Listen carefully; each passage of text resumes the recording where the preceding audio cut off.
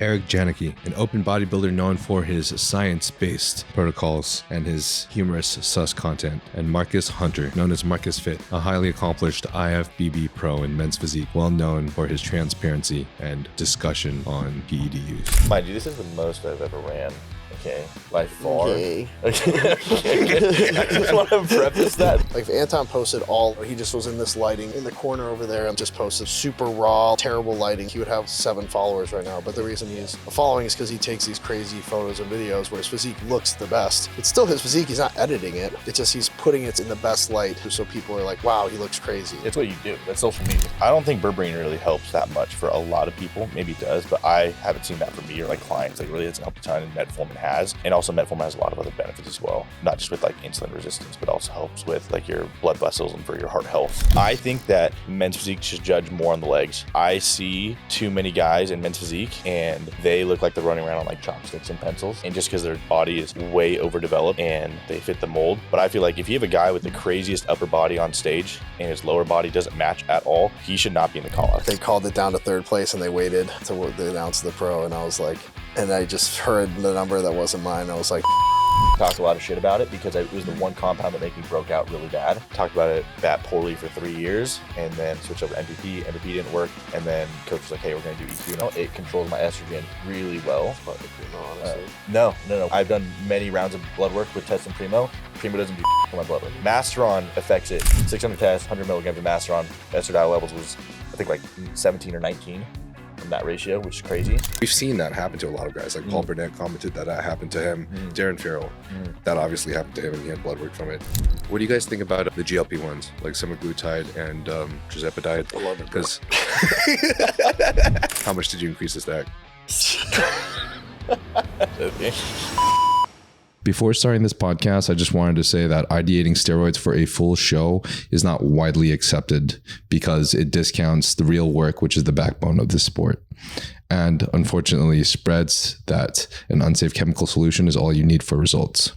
Both of these are antithetical to society's understanding of the sport. And while there will always be some that claim that PEDs are all you need, I would like to deliver an honest message of what is required for achieving top performance, as well as the dangers associated with this route. I received this comment from a user named Nightscarens. But just as a rock climber, the athletes undergoing this path in the sport are willing to put their life on the line for their passion. Just the danger between the two sports is different. Luckily, we do have safety nets in the sport, such as organ imaging and regular blood work. But that doesn't change the high risk one must accept in taking on this competitive lifestyle. Wait. Can you do the intro like he does his intro for his YouTube? What's up, guys? Eric Janicki here. We're here to do the blood and guts workout with Niall Nagai. I just thought everyone should know that Eric actually just said that I'm one of the people that I've trained the hardest that he's ever trained with. I just thought this was important information for everybody to know. He does train very hard. He's like almost as much as a psycho as me, but not quite. I feel like you're actually right up there. In terms of just like being able to like flip that switch. My switch is just always on once I step in the gym. You don't want to see me angry. You don't want to see me angry. That's right. Yeah. All right. What is going on? Transparent podcast family. I guess. It's got to get the energy up in here. It's going to be a little bit more awkward now. Yeah. Way more awkward. That was a goal. All right. Honestly though, in Eric's defense of being a science-based lifter, which is obviously for pussies, 1,000%. Eric is actually 100% like probably the hardest trainer that I've ever trained with, for Awesome. sure. Thank you, bro. He does train really hard. The fucking time under tension on your eccentrics, on leg press, and all your squat movements are fucking sadistic. Mm-hmm. Especially that vertical press. Yeah, it was pretty good. It's just not. I would say I've seen you on. I think a lot of people too have seen you online in the workouts you do, and they look a little ridiculous because they do look a little ridiculous. But I will say, I had my doubts, but after trying them with you in there when you came over and corrected us, they were good. They were really good. I was pleasantly surprised. Yeah. So well done. I appreciate that. I think I wish that I had that like experience more frequently with like people in the gym. I'll just wait for now to be done. I'll just reset. Yeah, no, like that's really cool to hear. And I think I have that experience a lot with the people that actually take the time to slow down and do it with me. Obviously, I can't do it with everybody, but anybody that you'll speak with that actually has taken the time to, like, top level pros, Carlos de Oliveira, most recently. You know, I trained with Derek Lunsford, and the overwhelming feedback is like, wow, like this is actually really, really good stuff.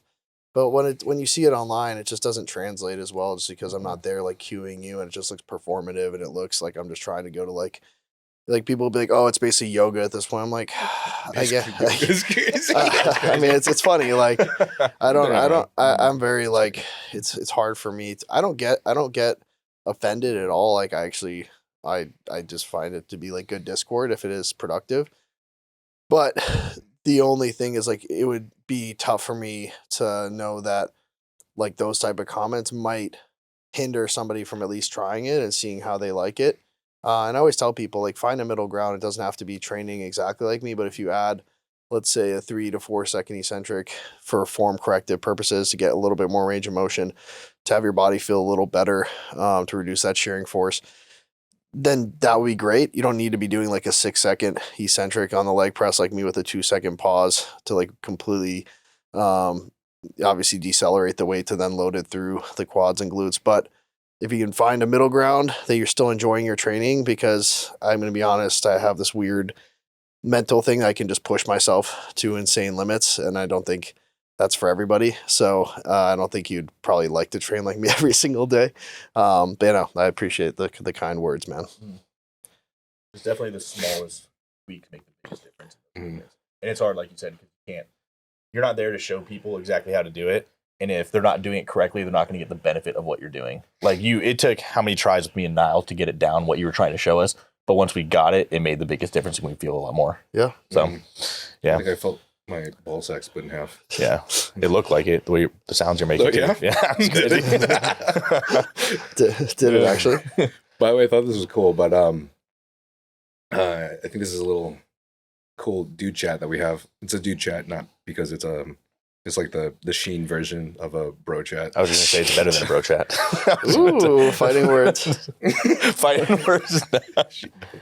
Maybe one word. But we got an open competitor, a classic competitor, and a men's physique competitor. This is true. So we got 3 different perspectives, which is pretty dope. But what do you think about people saying, I know this is kind of just background, but what do you think about people saying about Nick Walker not gaining any size or mass on the new training program with Jared? It's absurd. It's like, to say he's not is just, it's, you look at his physique. I think he's probably put on, and we'll see at the upcoming pit in New York Pro, but I would say, like, this dude has no ceiling. I'm like, where is it going to end? Like, how much tissue can you put on that frame? For him to weigh essentially like 280 pounds, like pretty lean at that height is like I don't think you can like wrap your head around it, how like absurd that is. So I think that, like, you can't say it's 1-to-1 correlated, but I think he'll say that, you know, his body feels better training in, you know, longer ranges of motion, but he still trains hard. I just think that it's one of those things it's so much division right now. It's like either you're science based and you don't train hard, or you're like clang and bang and you actually fucking push yourself. And you can easily push yourself. It just looks like you're not pushing yourself as hard because everything's more controlled. So I think it's more of a perception thing than a reality thing. I feel like people don't really hear the people that are in the middle that say like you could do both, you know? It's like you only hear red and you only hear blue. There it is, yeah. But it's like for it's because nuance is boring, man. Because everybody wants to hear it's either like it's either this way or that way. If it's like, oh, but then there's this, you know, other thing you have to consider. It's like, oh, somebody's already swiping off because it's not divisive enough. It's not getting shared. It's not getting comments. Because if you're taking a middle ground, then that's people on both sides like, all right, yeah, I see what he's saying. Like, okay, it's like, I can kind of agree with this.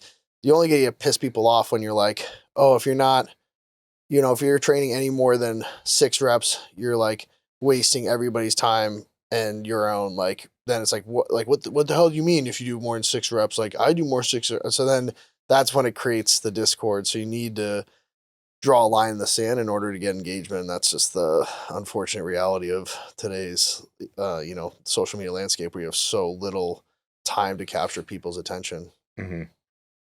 Nick also looked fucking like in one of his most recent pictures, like his waist almost looked smaller. It's kind of crazy. He looks crazy. I'm really excited. Right? To see him compete. Like when he just had his his hands on his hips. Mm-hmm. Yeah, he looks looks good. good. Goon lighting. Because he's one of those he's one of those guys that dude, goon lighting is a thing, bro. Most people like take only their photos under goon lighting. And bro, Beef Stew commented on the I don't know if it was Bodybuilders with Borders or if it was the other page about Anton. You saw that, right? Dude, he's always got some shit to say, dude. Lighting. Like he likes to talk for sure. Dude, he just like sits at home and is just miserable, and I think he just like literally just like has to go out and like try to make everybody else miserable. Like, I mean, as much as I think that he's like a good dude, but I just think he's just so caught up in like the bodybuilding lifestyle that if he doesn't think that people are being like true bodybuilders, aka taking their photos in like the shittiest lighting so it doesn't make them look better, and like eating exact meals and like pushing food so hard that you like feel like you're gonna throw up, like pushing, like I know he does SEO, so he's like a true like bodybuilder, like, whereas I think we try to find a way that we can still like have a life. And I don't think a lot of times when you have those type of like quote unquote true bodybuilders, I'm not saying that's a healthy lifestyle or more of a legit bodybuilder, but that's the perception I think they have, is that so when they see guys that are doing well on social media or taking photos and lighting where they're going to get more likes, they get super upset about it. And that's just, and it's just, I think usually reflects their own insecurities. I mean, he has a good point in the fact that when people are comparing through photos, like I think like I was saying about Nick Walker, I was like, oh wow, his like waist looks small, but the fact also is that we all tend to forget that photos are literally just a snapshot in time, just like your blood work is, and that varies so greatly day to day. So that's why we're never going to know what they're going to look like actually on stage. But I don't think is that Anton's fault though, like no, that somebody snaps his picture, puts a layout together and puts him next to like let's say Terrence, right? And then people like, that's not his fault that people are making that. Nope. Like he's just taking photo and good lighting like everybody else since the inception of like, cameras and iPhones and stuff. Like if you go back and look at some like the 90s photo shoots and stuff, they're always in like, they literally like bring lighting into a gym. They actually Photoshop all the magazines. And Photoshop every single magazine cover. Like Jason Ellis, who's like one of the most famous, like he Photoshops every picture. So like, it's just one of those things that it's like, don't hate the player, hate the game. Like if you're gonna post shitty photos, like if Anton posted all like, he just was in this lighting like in the corner over there and like just posted like super raw, like terrible lighting, like he would have like 7 followers right now. But the reason he's a following is because he takes these crazy photos and videos where his physique looks the best. It's still his physique, he's not editing it. It's just he's putting it in the best light so people are like, wow, he looks crazy. It's what you do. That's social media. It's part of it. What do you think? Like, speaking from experience, everyone does that. What do you think about that? Like in terms of like, because I think a lot of people like Nick Walker for that. The opposite reason, where he posts like 90% like in his basement, just like pretty subpar lighting, and it's very real. And then it almost surprises people on stage when he walks out and they're like, oh, I didn't think he was going to look that good. Whereas then you have the opposite of that, it's a guy like Anton, or most recently, who's that guy who has like, just did his like classic debut and didn't do he did the Detroit Pro, and before that he did a show the weekend before too. The influencer? Jack Eagles? Jack Eagles. Like he was another one where people were like, oh, classic, because he does all his videos in a mirror, and so like obviously it's gonna make you look better. So it's like, what are your thoughts on that? I mean, first off, there's not without a doubt that people like Jack have amazing proportions and stuff. Like that. That's why we all follow them, right? I think the thing is like it's just hard to, like a perception is off when things are taken in different locations, of course. So you just can never compare someone's conditioning. So, I mean, like, I know, like, on the Real Bodybuilding podcast, they try to look at pictures, but they also understand that, like, you're not going to know really what their conditioning is like until they're on stage. So that's why everyone's anticipating and wanting to go to the show. Then you can actually see it in person how it looks. Yeah. Like, it's hard for me to say, but I feel like even me, like my physique will look great, but like I have worked so hard to like find the perfect lighting whenever I used to do those reels and those videos. So you know it, bro. You know, you would good tell old everybody. US days, dude. We'd go to EOS. He'd only train when it was overcast lighting. So I get a text from him when he was in San Diego and be like 4:54, and he'd be like, in the afternoon, he'd be like, bro, I haven't eaten today. You want to go? It's overcast right now. I'm like, dude. And we go down there. He's like, stand right here. Use the 50mm lens. Stand right here. This is right where you're going to take it. Like, he knew every angle, every spot of this gym in order to get everything down to pop off. So I'm saying, like, don't, like, if you know that's going to, like, drive engagement for yourself and get, like, you know, drive business for yourself, I just think it's like the game. Like, you just have to, like, know how to play it. As long as you're not, like, editing stuff and altering after the fact, you just know when you're finding good lighting. I just think there's just no harm in that. I'll go for it. I mean, I think the only problem is whenever anyone's like at a loss of their integrity.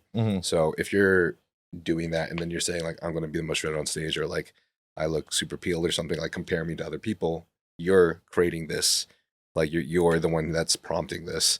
Obviously there's some kind of like lack of integrity there, because you're also trying to like give yourself an advantage of how you look on social media.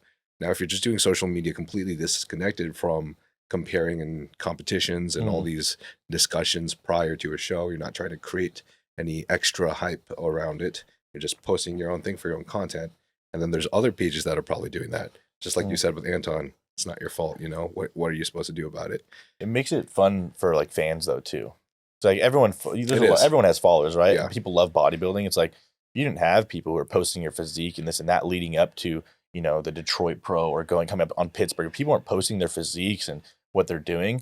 People wouldn't be talking about it. It wouldn't give people like something to look forward to and hyping it up either. So it's fun for other people when you're posting your physique to be like, oh man, he's looking crazy. What do you think about him? Like, we're talking about it right now. Makes it fun. Yeah, it makes it fun. It does make it fun.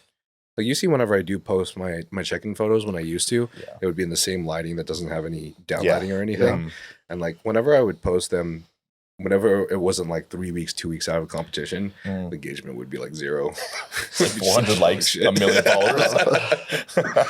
But it was cool though, because the people that are actually committed, like of your audience, would be like one of the people actually commented like, bro, you've taken the same shots in front of the same place, the same lighting, like every single time. And like, I can fucking see how shredded your glutes have gotten. So like, they would like help support and be like, bro, you're going to kill it on stage, all these things, which is also nice to hear, you know, but I don't know. I don't think it's too much of a discussion, really. Bodybuilding is nasty, dude. And bodybuilding fans are kind of nasty too. I don't know if you noticed, like in the comments, like if anybody's like slightly off or whatever, it's just like ripping them to shreds. You know, it's just like, oh, doesn't work hard, can't diet, terrible shape, doesn't know how to pose, like doesn't train hard. It's really from the heart. Oh yeah, I know this. I get all of it. But at the end of the day, man, I think it's good for the sport to like have people that are the hybrids, right? That can do social media well and also are good competitors, because it's good for the sport. Like if it's all guys that train in their basement and don't take any pictures and show up on stage and they look crazy, like nobody's gonna like be hyped about it or talk about it. I was watching Bro Chat, and then one of the guys is competing in one of the upcoming shows. They were looking him up, and like his last post was like 2023, and it's just like, I feel like you're doing yourself such a disservice, because you're like reducing. They didn't even talk about him. They're like, oh yeah, he hasn't, but like, because one point I was like, oh yeah, this guy's gonna look crazy, and then they went to his page, and I would post for like 2 years, and they're like, oh well, forget it, we're not even talking about him, because like now there's no point of reference, there's no like. I remember this. Yeah, it was for last show. I think it was for Phoebe. It was one guy that they were saying like he could do really well, and they just kind of brushed over him because he didn't have any posts. They have like their part of their like points, their scoring, like the amount of points that each person costs. I remember was also related to like how much they competed in the last certain allotment of time. Do you remember? It was like a year or two or something. I remember they're talking about that. Yeah. I sound like a dumbass right now. Let's move, brush over it. Yeah, let's keep going. So you're competing soon. Yeah. Getting ready to. When are you going to You're start? getting ready to get ready? I'm getting, yeah, exactly. 96 you, had weeks out. you had a lot of pizza in the last 24 hours. Yeah. I don't know how much getting ready you're getting ready. I switched over to new coaches here, and then I'll prep at some point this year. I don't know if I'll compete in this year, but at some point in this year, I'll be in prep. So it's either the first shows of 2026 or the ending shows of 2025. That's when I'm doing mine. Okay. Mm-hmm. We don't know about what you're doing. We do, actually. I'm doing the Mexico qualifier in like 6.5 weeks. So, yeah, that'll be in, I think I can't remember, it's Guadalajara. I think that's where it is. And it's like it's only like a 2.5 hour flight from LA. So it was like so after the Arnold, I looked up shows, and my wife hates competing. She like fucking hates it. So I had to like, so I told her that I was done last year after USA's, after I was just like so many times just missing so close. And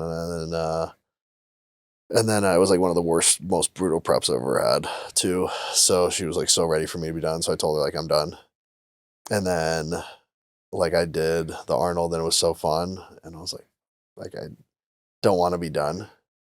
And so yeah, I had to like send her a whole list of texts about how I'm gonna like step up in these other ways, and like my blood work's really good, and I'm gonna like, you know, business has been going well. So I had to like preface it, because I knew if I just brought it up out of nowhere, she would just be like, yeah, eat dicks, like no way. So I like set this whole like list of like pros of like why it'd be good for me to compete. It creates a narrative storyline. You guys enjoy it. I enjoy it. It's just like fun for me to see how much I progress. So yeah, I'm doing the Mexico quali. It's the last weekend of May. So if you guys want to catch that, obviously probably not in person, but I think they have a live stream. And I'm considering doing the Toronto Pro. I mean, I don't want to, I'm so sick of counting my chickens before they hatch, so to speak. But if I do, then I would probably do if I win that, I'd probably do the Toronto Pro the very next weekend, which I think is like June 8th or whatever, June 7th. What do you think is the most, what do you think was your most anxious experience since you ever even started anything remotely related to bodybuilding? My most anxious experience was probably Vancouver last year, because I went in with like the utmost expectation I was going to win. Then I like got backstage, and like all the pros that were there were like, they saw me backstage, like, yeah, it's like, it's game over. So that was just like a ton of pressure. And then going out there and like doing well, obviously like in supers, I just won outright. It wasn't like even a competition. And then I came out for finals. I saw the guy Marcelo in the heavyweights. I was like, damn, this dude's really fucking peeled, man. Like I was lean, but like this guy was like fucking shredded. And I was like, oof, like, please don't let this guy beat me. Like, please don't let this guy beat me. And I was like, we were going to go, they were just like, they really ran us through poses, and because they hadn't compared us for overall until the afternoon show. And I like went to Phil like between, and I was like, he was like, I don't know, dude. Like he was fucking peeled from behind. Like you had like every muscle group on him, but it was just like, he's just super conditioned. And sometimes they want that refined physique. And I was like, I just knew it. They were like, when they were like, and knew, because like they called it down to third place, and they waited for like to announce the pro. And I was like, and I just heard the number that wasn't mine. I was like, damn it, fuck. And that was like probably like the most crushing moment for me of like my competitive career. And like, I just went outside, just like, there were so many people that wanted to say hi to me. And it was like the first time, because, you know, I'm just the nicest guy, that I was just like, I just walked, I was just like, hey, I'm sorry, like, I just need a minute. Like because people were trying to like take photos with me on the way out. Because they're like, congratulations. I was like, no, not congratulations. Like, and I hate to be like that. And I'm like, I'm not that person. But that was like the only time. And it wasn't like out of malice or like non-appreciation. It was just like, oh my God, like this literally just happened again. Because like my whole thing was like, I'm just going to go do the Vancouver amateur show. I'll just do the pro show the next day. It's going to be fun. I'm not going to win or even get close to winning, but at least then I'll be like able to like see where I line up as a pro. Like that was the whole mindset. And then to lose, it was like, and this guy Marcelo, hands down, like great competitor. He ended up winning the Chicago Pro as 212 like 2 weeks later and going to the Olympia and placing like, I think like top 10 or 11, which is insane. Wow. So it's just like wrong place, wrong time. Yeah, sounds like a loser. Yeah. He sounds epic. It was like fairly funny because he was like definitely like talking a ton of shit before he won, and then he realized like how nice I was afterwards. So I messaged him. I was like, hey, like you looked amazing, like super deserving win. Like love to train with you if you ever could make it to LA. And then like total 180 because he was in the comments like kind of like being like, oh no, like I won kind of thing. And then he like turned around and he was like super nice to me, and he was like, oh, like so good to compete against you, and you're such a great guy. And then so it ended up working out. So, but he is actually a very nice guy. I think he's just very competitive, which is understandable. Yeah. You put so much into it. And I think if you're like the more conditioned guy, like the expectation is like, I worked harder. And whether that's true or not, that's like, I think when you come in more peeled, and I hear that a lot from guys I see that are the most conditioned, they're just like the most upset. Because yeah, they probably like gutted for it a little bit more, but conditioning alone doesn't win shows. So, yeah. But yeah, I think that's usually what I see is if a guy is like more conditioned, they're like way more upset. What do you feel like was your most anxious experience as a bodybuilder? Dude, mine wasn't nearly as... I mean, for me, like I had pretty much won every show I had done. I kind of let my genetics carry me. Oh, you're so cool. Yes, okay, chill. Let me finish my story. I had pretty much won, but like this was when competing was still kind of gay, so like it wasn't that stacked. You know, like I won again, then I took 2 years off, won an overall, and then the next show I did, I placed like 4th at nationals, my first national shows, and then 2 weeks later or something like that, I went pro, and I was like, okay. So then I did a pro show 6 months later, and I had never not gotten first call-outs or been like right there in the running. And this was the first show. I'd never had pretty much anyone come out to see me at a show ever. Like I didn't want people to, if you don't understand bodybuilding, bodybuilding shows are kind of weird, to be honest, like if you don't get it. And so this was the first show, my pro debut, 6 months after going pro. I had like 30 people come out to see me, and I didn't even get first call outs. I got second. And the first call out was long. It was like 8 people in first call outs, and they worked them. So I'm standing on the side in second call. I made second call outs. But I ended up standing on the side for probably like 15 to 20 minutes. And I'm like sweating off my tan. I'm just like, dude, all these people came out to see me at this show. And I'm placing whatever I placed, like 10th or 11th or something like that. Yeah. And just to have so many people there, especially now, that was my first time with having like a following. And I felt like there was pressure. And I never really got like nervous competing. But going into my first pro show, when I stepped in the back and saw how big the dudes are, I was like, this is not the same. Like these dudes are not NPC level anymore. Like they are big. Even the men's physique guys, like they are big. And I was like, I am not even close to being where this needs to be. And so going out there, placing second calls in front of everyone, like doing like a prep series leading up to it and just doing absolute dog shit. I was like, this sucks ass. And so it was just... Isn't that the best when you do a prep series to get last place? Yeah, like that, like it was like a 10th or 11th of like 34. And like 6 of the 8 guys were all Olympians that placed first call outs, but still it's just like, dude, like you work so hard to get to this point, you just realize you don't got it. And I was like, all right, we need to take some time off to grow. What was your like, how did you react? Like, I mean, day of probably fucking sucked, but like how did you react in like the coming like 7, 12, 24, 30 days after the show? Like how was the mentality? It was, my coach wanted me to do a couple more shows just to see. But I was like, dude, there's no point. Like, I'm not going to Olympia this year. I know where I stack up. I need to take time off to grow. And so it was more like a reflection time of, it was very doubtful. I was like, did I even deserve the pro card? Like, did I even, like, was it a fluke? And kind of reflecting on where I'm at, my progress, things like that. And then I realized, like, you know what? Like, I do think I have the shape. Because the judge feedback was, you have a great shape, you have great conditioning, your posing was decent.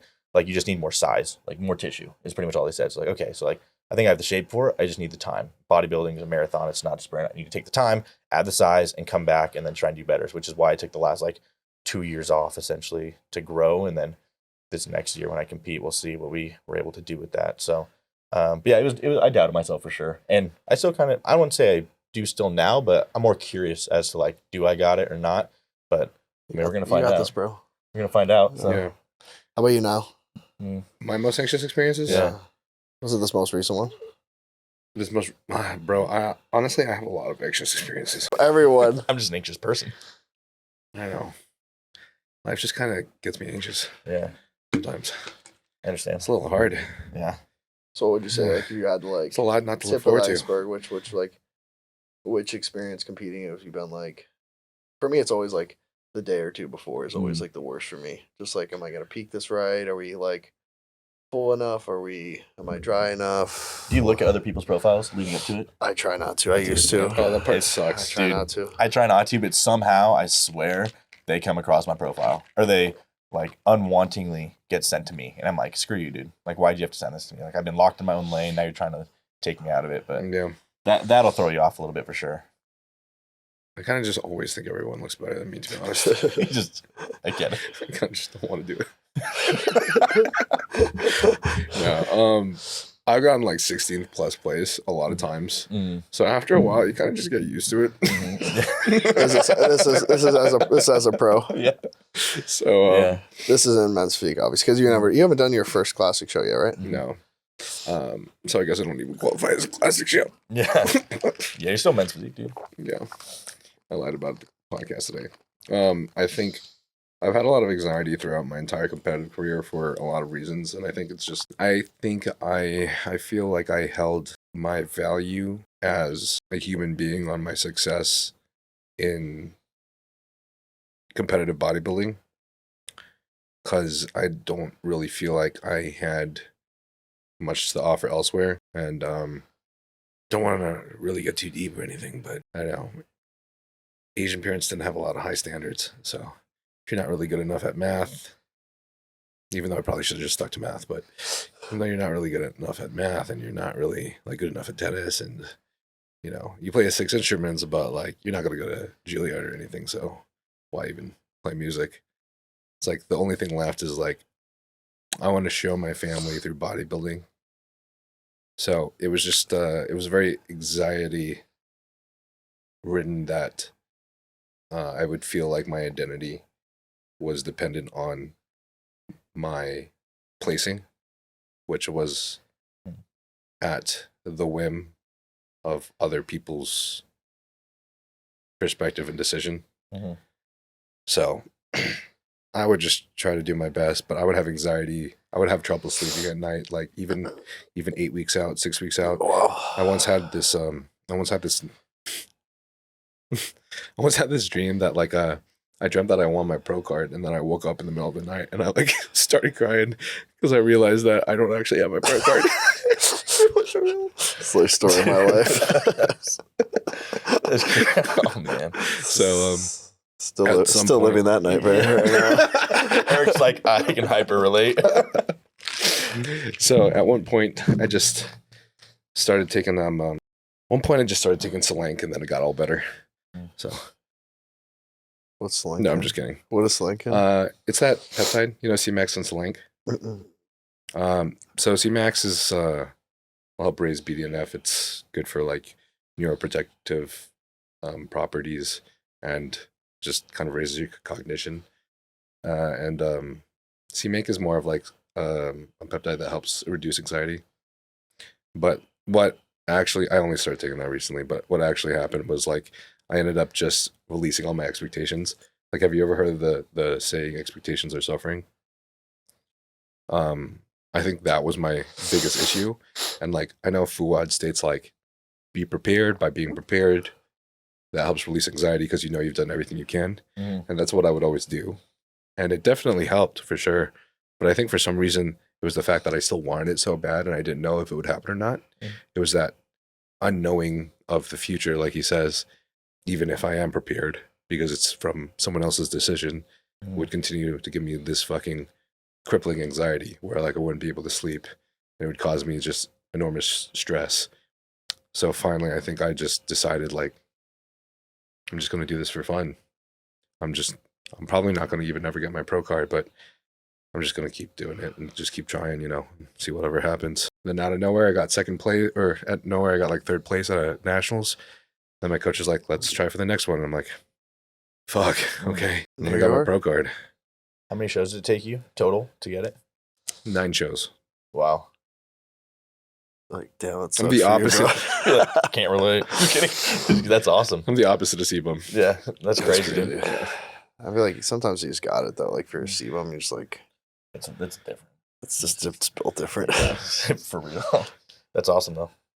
Cool, man. But I don't know. It's that's why I really love whenever I have bodybuilders on that talk about how they've noticed that their success comes the greatest when, like John Jewett says, their total allostatic load is down or lowered, and this includes psychological stresses. This includes the pressure that you have on yourself. This includes how much value I think you put into the result. You know, rather than being process oriented, you are outcome oriented, and now you're at the whim of whatever happens in the future, right? So by like releasing all expectations of like whether you're going to win, whether you're doing well, like just doing this for the sake of like, I love bodybuilding, I love getting shredded, I'm gonna post some fucking sick ass content under some fucking goon lighting, Literally. and then just going to the show. Yeah. People tend to do better. So it's a weird thing because the old bodybuilding days were like, work as fucking hard as you can, like die under the weights, train the hardest, do extra cardio, like just go the distance and be better than anyone else. But I mean, really, it's like enjoy the process because that's how your body's going to respond the best. Yeah, I agree, man. Yeah. I think that's like the best thing I could give anybody that's competing is to like release expectations. Because like when I did the Arnold most recently, and I actually probably had my best look ever, I was just like enjoying the process, getting outside more, doing more steps, not feeling like my cardio had to be like crazy arduous. I only did like a 7 or 8 week cut, and I shouldn't have probably been as lean as I was. But I think it was just because I was just like so low stress, so, like didn't post about it, didn't put super high expectations on myself, and there was like the most stacked super heavyweight division at the Arnold, they said, like in the amateurs in like 10 years. So of course some guy that's like 6'2.5", 275 pounds showed up with like a tiny little waist and basically barely beat me. So it was pretty cool to be that close. Shout out to you, A-Train. You deserved it, bro. That was crazy showing, man. So next, like coming of kind of like a Flex Rodin looking character. Yeah, it's insane. I don't know if you guys saw some of the photos of him. Yeah. The guy beat me. Yeah. It's insane. Wasted. Yeah. Crazy. We were talking about in the gym about how you've seen more gains in the last couple months than you have almost in the last year. Mm-hmm. Do you mind like expounding on like what your new program with your new coach is like? Yeah. Or just what your new program in general has been that's caused extra gains? Yeah, the extra gains. We want the extra gains. Yeah. So this year I switched over to a new coach. I went over to Cuts, and he's been absolutely phenomenal. One of the things I like about Cuts is, one, how communicative he is and how fast he responds. But another thing is, with my last coach, amazing coach, great coach, he became one of my best friends. And so I feel like that coach to athlete, coach to client, like connection, relation wasn't there. It kind of became more of a, almost like I'm kind of self-coaching myself with maybe some slight guidance, which I think, so I think I outgrew him. I just outgrew him. That's what happened. And there's nothing wrong with that. People outgrow coaches all the time. So I switched over to this coach, and this is something I took a lot of time into thinking about. I looked at all the guys that he had worked with, even the guys that weren't as genetically blessed. He still show to show would get them better and better. And so I was like, okay, this is the guy I want to go with. I had a lot of respect for him. And so when I got with him, within the last, I would say probably 2 months, 2-3 months, I think I've seen more progress than I saw all last year. And there's a couple things I attribute that to. One is the diet plan he gave me. It was a little less strict, and it was more so like with substitutions. My last diet plans I had, I felt like it was like 320 grams of rice, 320 grams of rice, 320 grams of rice. Like, dude, I can only do so much rice in a day, and I already have like the appetite of a bird. Like, I would get burnt out and I couldn't get my food in. Whereas my new coach, he's a little more, he's like, hey, like, this is your diet plan, try and stick to it. But if you can't, like, here's the substitution. So it gave me a lot more variables and things to play with so I could get pizza? my food in. Pizza. And then the other thing was, he looked at me and my size, and I told him what I was running, and he was like, we need to bump up those doses a little bit.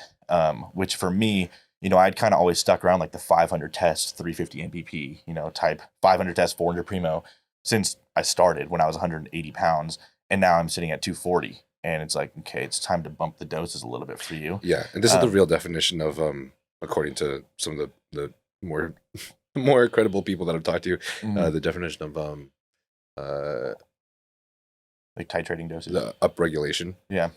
As you grow heavier and as you build more muscle, you have more receptors, and then you have to saturate those receptors. Obviously, you just need more gear. And so, yeah, and like my body can also tolerate, you know, I'm 50, 60 pounds heavier than I was. And so I was like, yeah, you're right. I just kind of needed someone to tell me that because it had always worked for me in the past. And so I was like, okay, if it always works for me in the past, we'll just keep running it, you know. But he's like, no, it's time to grow a little bit more. So he upped the doses just a little bit. And then the other thing was, I think the biggest thing was going to a coach that I really respect and almost was almost like nervous to be with because of how much I respect him, what he does, and the other athletes he has. It made me want to. Me and him don't have a crazy personal relationship. Like we really don't, which it is okay. That's fine. But because I respect him so much, I wanted to like make him proud. I know he has other high caliber athletes and he puts a lot into his athletes. And like, I wanted to make him proud. I also wanted to make myself proud and not leave anything on the table. So going into something kind of lit a fire under my ass to be like, okay, it's time to really push. Like this is getting serious. Cause this next time I compete, I'll probably do, you know, 2, 3, 4 shows to see like where I stack up. And if I don't got it, it might just be time to realize like, hey, maybe I don't got it, you know? But I hope I have it. Like, I hope I can do well and get first call outs and hopefully win a pro show and go to Olympia because that's a dream of mine. But yeah, I think the diet, to switch up on the diet, the food, and then going to a coach that you really respect and want to make proud and giving you that extra bit of discipline and motivation to try to take it to the next level. I think you're going to do really fucking well, honestly, bro. Like, I know my comment section says different. Really? Bro, I got a lot of haters, man. I still got people trolling me from my last show, like men's physique pro, but can't place top 10. I think it just stems from like, I think it just stems from like, if you are like more confident like guy and you put your opinion out there, you're going to be more subject to like, that's why Nick Walker has like such a divided, because he'll speak his mind and he'll say exactly like most people in his position had to basically didn't have to, but backed out of last year's Olympia. Didn't probably have his best look to date at New York during the middle of the year, barely beat Martin. And then had to basically miss the Olympia before because of the hamstring. Most people in that position wouldn't be like, yeah, I'm going to go beat Derek. But he's like, I'm going to go beat Derek. You know what I mean? And so, like, that's why he's got so many, like loyal fans because they're, like, the ride or dies. But then if you talk like that, you're just going to get so many people more willing to, like, paint you the villain or be like, oh, like, Nick Talker kind of thing, you know what I mean? And I think it's just like, and you're the kind of guy that like speaks your mind. So if you're a little bit more confident, people are going to be more willing to just be like, oh yeah, I'm going to get in his comment section and, you know, talk shit. True. If you ever look up like the 7 different types of charisma, there's even like a guy who creates YouTube videos on it, but like you have someone that's like the conviction type of charisma. That's someone like Nick Walker, for example. But then you also have like the there's like the genuine like open hearted whatever kind of charisma. It's like more like Sebum, and then you have like the humorous, and that's more like hers. But there's different types of charisma, and often the conviction, the one where the guys are like, I'm gonna do this. It's kind of like the old style bodybuilding, but I think nowadays it's just not as appealing to the masses because I think people don't really. I think it actually is like it's appealing in the sense of it's entertaining. If everybody was like, us, like we're like, oh, we suck.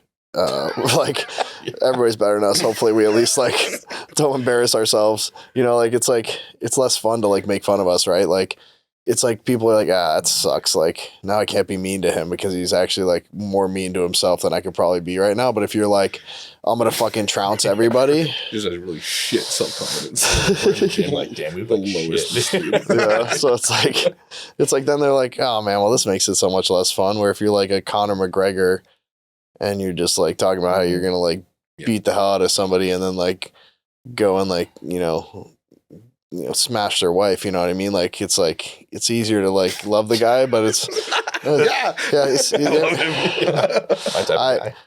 mean, I've never been a huge McGregor fan, but he makes it entertaining. That's why he sold seats and you know, tickets and pay-per-view because people wanted to see if he would back up, you know, put his money where his mouth is and see if he could back up all the shit talking. So I think that's what makes it entertaining. I think I wish I was more like Nick in the sense of just willing to be like, I don't care what people think. I want to say what I want to say. Yeah.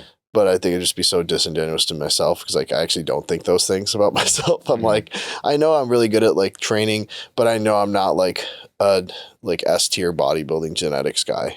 Yeah. I think I'm like B minus, and I've B made minus. myself into like respectable. What's Nile? Nile, I think, is an A to an A F plus. minus. F minus. I think just pure bodybuilding genetics. I think Nile has the best of the three of us. What? I think so. I think so too. How's Pure the worst on I think stage? you have the best shape. You have the best shape, and you also have like. Shape is like 1/10 of the equation. That's not true. I think it's a little more than 110. I think it's like you and I are built more like you got good structure, but you and I are built more like athletes because we're tall and we're like big jointed and like it's just like I got dainty joints, man. you have dainty joints. My joints are kind of dainty. People always see my palms are like, oh fuck. I got like big old bear paws and stuff. You're a big dude. That's a big dude. Yeah. So like I think I'm built more like people like when I go places, people will be like, oh, do you like play like a professional sport or something? They guess less frequently that I do bodybuilding. If they see me in like this outfit, they'd be like, oh, do you play like rugby or do you power lift? I get loud power lift. I get CrossFit a lot, which I'm like, you've never seen CrossFitters, huh? Rugby. Rugby, I get rugby, football. Rugby. That'd be crazy. I wish it was football. That'd be sick. I'd be really loaded right now, but I'll have like Looks probably like a very natural football player. yeah. Very, yeah, rug. And then in the enhanced league, the XFL. The enhanced games. The enhanced Did you ever games. join that? I don't know if I have like I think it's all like Olympic type events, right? Yeah. I don't have any Olympic event type skills. You're wrestling. I need to respond to him. I don't know how to wrestle. I need to respond to him, but I actually just got a DM this morning, or was it yesterday? And it was from come on, where is it? From Chris Bell. He says, "Hey brother, my name is Chris Bell. I made the movie Bigger, Stronger, Faster. I would love to set you up with the people that are running the enhanced games. I think you could help them a lot. I think some of the doctors on your show would be great." So I might just message him and be like, "Yeah, can you throw rugby in there and throw in Eric Janicki?" Just no rugby experience nor skill, just like hope for the best. Rugby is actually a pretty skill sensitive game. I mean, I can tackle us because I played football all the way through college, but I don't understand any of those rules, man. I don't like. I'm like, wait, why is the ball on the ground? Now they still have possession. Why are they in a scrum? Why are they like all hugging each other and then smashing into each other and then throwing the ball underneath? Why is somebody on the other guy's shoulders throwing the ball in from the sideline? I'm like, man, this is all pretty complicated. We're just gonna erase this part from the podcast. Yeah. You're off topic. You're like, this is so tangential. All right, well, let's I get think back. those commenters, though, I mean, honestly, like they haven't seen you in person, bro. Like I feel like you're wider than both of us. Like your No, they haven't. your But I feel freaking like- shoulder span is insane. I And feel now like I that haven't you've grown your I'm not shoulders like too. a very arrogant person though online. I don't think so. I don't think. I mean, I come maybe when I I make think my it's just gear more- content, When like, you Yeah, I think the that's way what you it is, the talk for reaction. sure. you think I think so? the Yeah, reaction especially when you content. talk to Corey, it's pretty great. Okay, that's just Corey. He deserves all the shit I can give him. But like, Whoa, he deserved it. That's crazy. That's crazy. We're here at Transcend H quarters, and Yeah. Corey is our favorite person, Yeah. except But no, except for Markus. yeah, except for me. No, I love you, Corey. Yeah, I just think I don't know. Do I come across arrogant?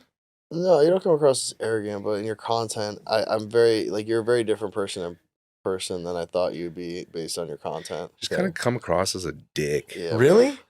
Man, that makes me sad. I feel like I try not to be a dick. I feel like I'm such a nice person. No, I No, think you're no, a nice guy. just- Like when I met you, but like when you also have like it's also the look too, the backwards hat, the headphones. Like a Yeah, douche. fucking Like- backwards. Like It's a like- douche. We Like, did you're do that still wearing earlier. your headphones on the podcast right now. Like, I just came from bro. working out. You're a super nice guy, but it's like when it's just the people more, create it's the persona, right? when people the persona when people create videos online when you have reels, there's a little bit more conviction. Like you watch TNF, Yeah. isn't TNF a lot nicer in person? Oh, yeah. Sims? He's But so you have more soft-spoken. conviction in person. But also, if you're like people Yeah. that do not know you, say that you're a stranger, that you're coming off on someone's explore page. Mm. Normally, if it's another guy, they will look at you as like competition or an Yeah. opponent, and immediately the more negative traits that you have or whatever or that appear to them are like exacerbated. They're like, this guy's a fucking dick.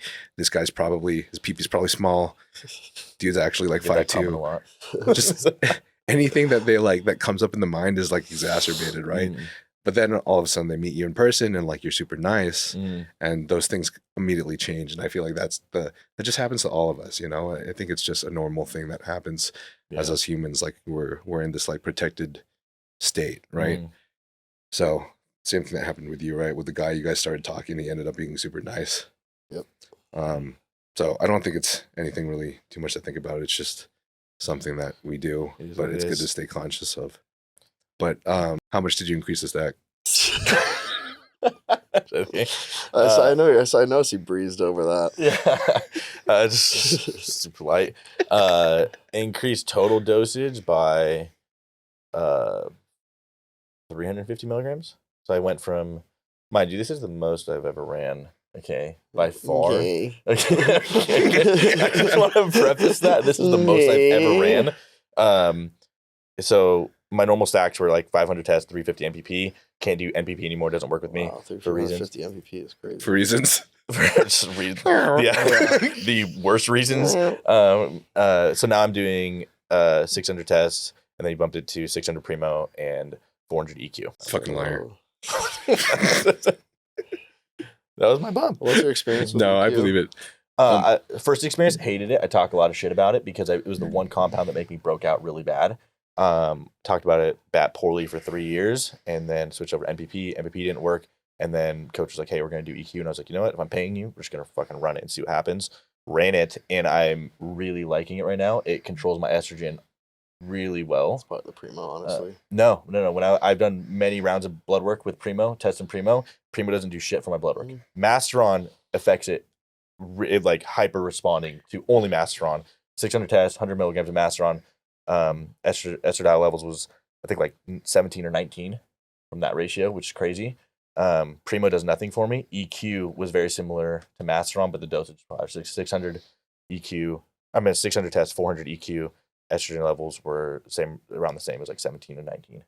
So I got many rounds of blood work to show it. Which is a lot more on the rare side. Like most of the people in the comments will be like, oh, like they don't believe you, or that's like really, really rare. And I would not feel that from Masteron because it acts like a serum, et cetera, blah, blah, blah. Oh, yeah. But like we've seen that happen to a lot of guys. Like Paul Burnett commented that happened to him. Was it Jack Eagles that was on, or was it Darren Farrell? Darren Farrell. That obviously happened to him, and he had blood work from it. So, I mean, it just happens sometimes. You know, some people respond vastly differently. It's hard for some people to believe. I'm really surprised at how like this is such like a debate in the bodybuilding industry when it talks about gear in terms of like Masteron, if it does or it doesn't, you know, control your estrogen, or if it doesn't show on blood work or it does. And it's like, it really is like your body's the X variable. Like it does. For certain people, it does. Not for everyone, but it does for me.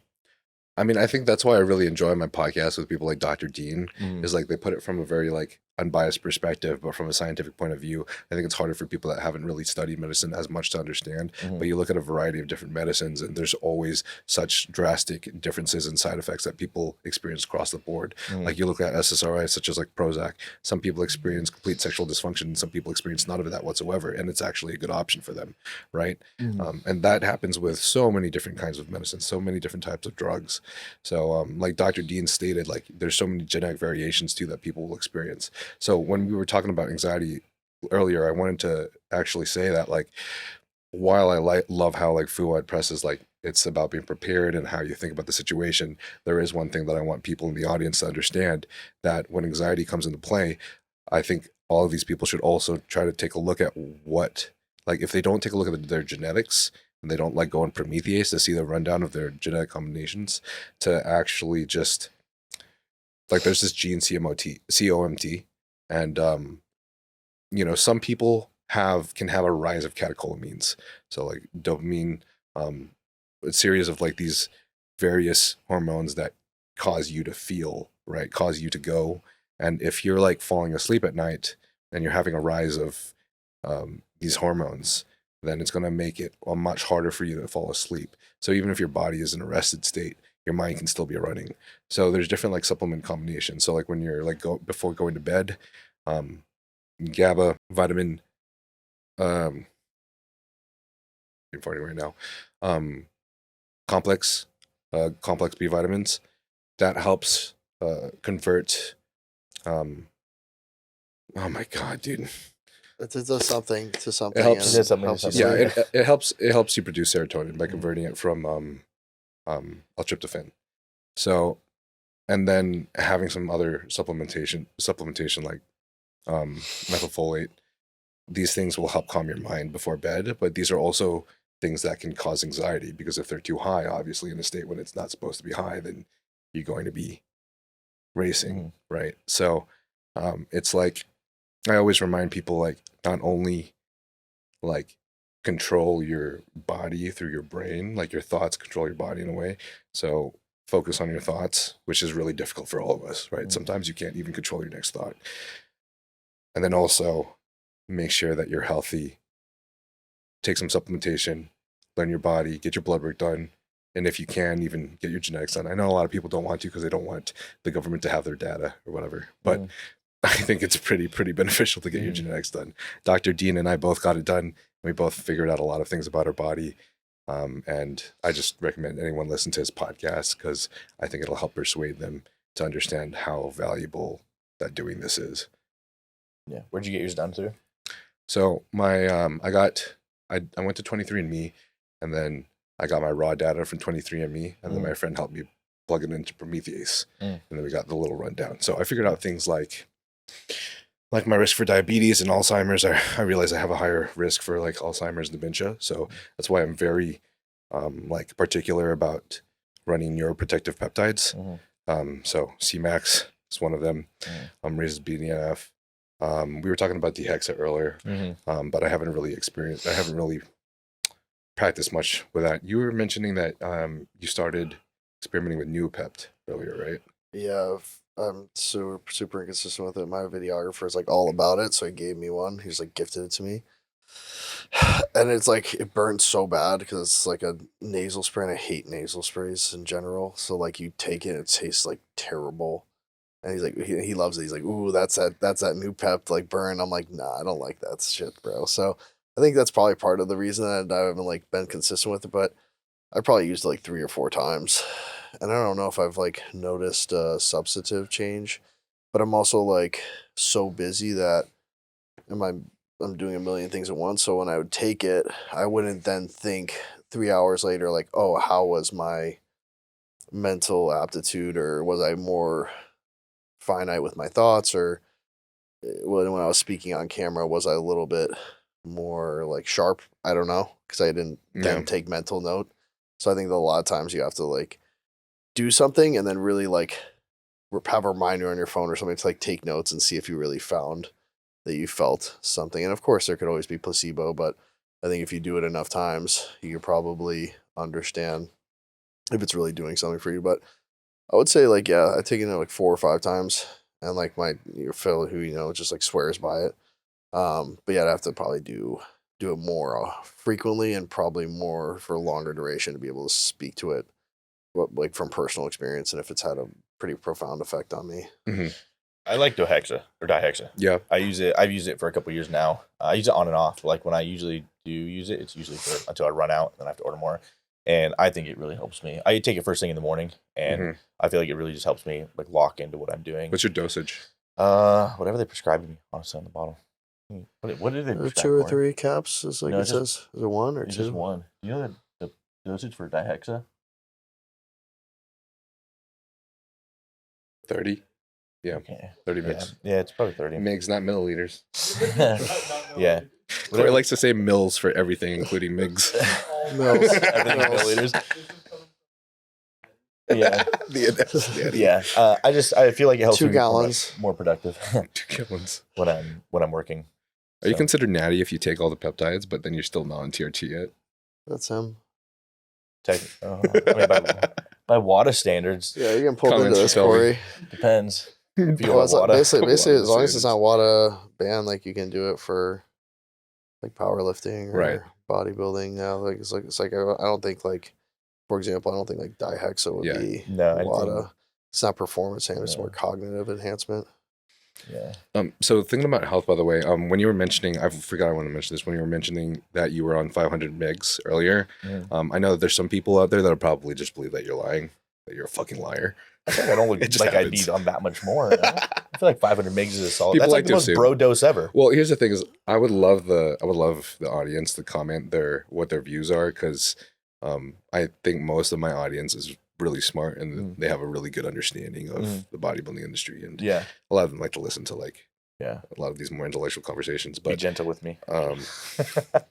Well, I have personal experience talking to some coaches because I actually, of course, started in men's physique.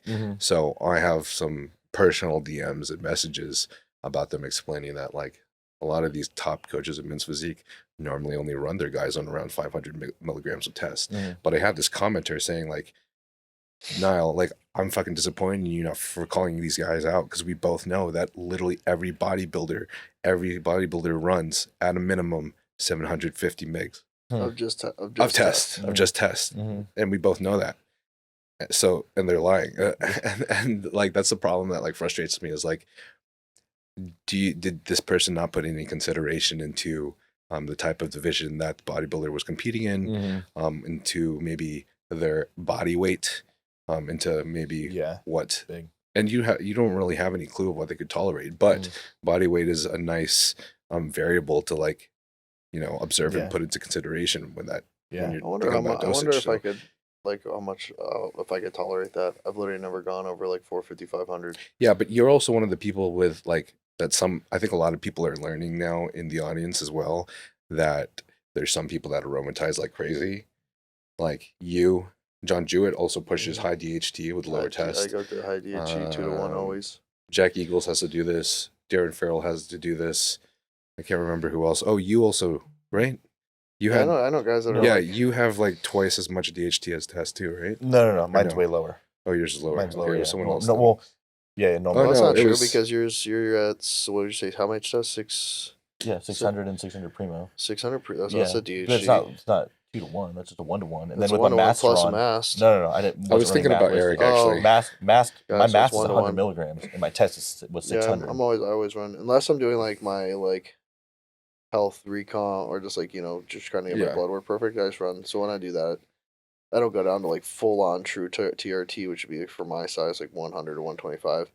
I go down to like 200, but then that's when I bring down Primo to 200. So I just put in 2 doses a week, 100, 100, 100, 100, twice a week, and that's like my like health phase kind of thing. That's what I ran after the Arnold for like 5 weeks, and somehow I put on, like, I'll give you the photo, but just I feel like sometimes people are hyper responders, and I think my training's more dialed in than it's ever been. And of course, I'm using peptides, IGF, growth hormone, a small amount of insulin pre-workout.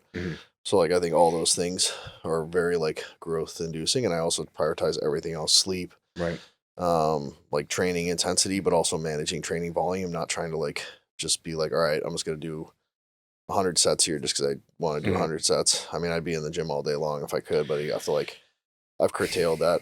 And I think Tony from the gym, he's like very smart guy. He like follows all the like top bodybuilding coaches, and he's like, yeah, like you're watching your training, like this is like the smartest you've ever been. You train like very, very hard, but you're in and out. Like you get it done. Like today, you guys saw, like I trained really hard, but I think I finished in 50 minutes, like a full push day. I did 6 sets of chest, 4 sets of lateral delts, 2 sets of downward bias triceps, 2 sets of overhead, 2 sets of shoulder pressing, so more like frontal head, and I think that was pretty much it. And I was like, man, all my sets were to failure with a couple intensifiers, but I wasn't training for 2 hours.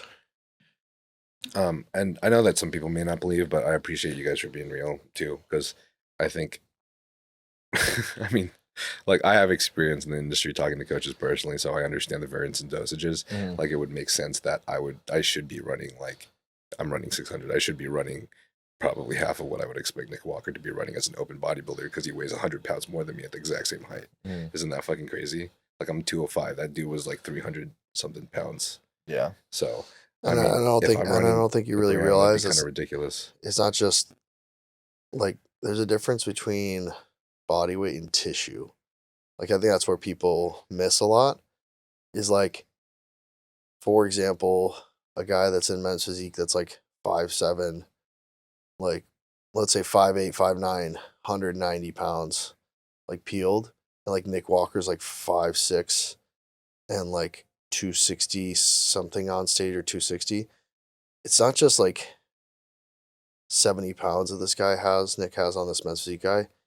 He's a little shorter, so he's probably got like 70, 80 pounds of like true tissue, which is different than just scale weight. Because if you're taller, like the fact that I'm taller, I'm 6'1", the fact that I'm like 276 is less impressive than Nick Walker being 276, a pretty similar body composition at like fucking 5'6", 5'7". Yeah. It's insane. It's like, it's just a whole nother stratosphere of like the amount of tissue you have on that frame. Mm-hmm. And we both know from like what Kurt and Paul have discussed, like people can have the conversation with Kurt and Paul themselves if they don't believe it, of course, but that like as you grow more tissue, you have more to saturate, which means you just kind of have to run more gear a lot of the time. I wanted to ask you guys about oxidative stress and how you guys reduce it and like your health protocols. Real quick, guys. So while I was looking at the YouTube analytics, I actually saw that 85% of you guys that watch this channel are not subscribed. And I want to ask very little of you guys, but if you enjoy this podcast, if you find value in it, then please do me this one favor and subscribe to the channel, because doing so helps me get bigger and greater guests like the guests you are listening to today. Also, this channel is not sponsored, which means only the companies that I work with, which are Young LA and Huge Supplements, are the companies that can help fund this channel by you guys using the code NILE. So code NILE gives you a discount of 15% off of Young LA, and code NILE also gives you a discount of 10% off of Huge Supplements. And if you decide to purchase anything from any of these companies, it will help immensely for me by using my code. And this way, I can travel to other guests and also upgrade an equipment to make this podcast bigger and better for you guys. What like health protocols do you guys do to manage your blood work and your organ health, to manage your total inflammation? What are the things that you do? Obviously, you don't do ice baths. No, because you think they're fake. It's fake. They're not real. It's kind of like a unicorn. It just doesn't exist in my world. Kind of like I think the biggest one that has made a big difference on my blood work that I've seen is just like the injectable glutathione. I feel like that is, people talk about it, but I feel like they don't understand how important, how good it actually is for your body. Like the reason why people take NAC is because it breaks down into glutathione and your body uses it up faster than it can be produced. And then they try to make arguments for why to take the oral forms instead. And then the oral forms, like your body doesn't, the bioavailability is so much lower. The injectable, the only part with the injectable is that depending on where you get it from, sometimes it feels like someone took a baseball bat and nailed you wherever you inject it.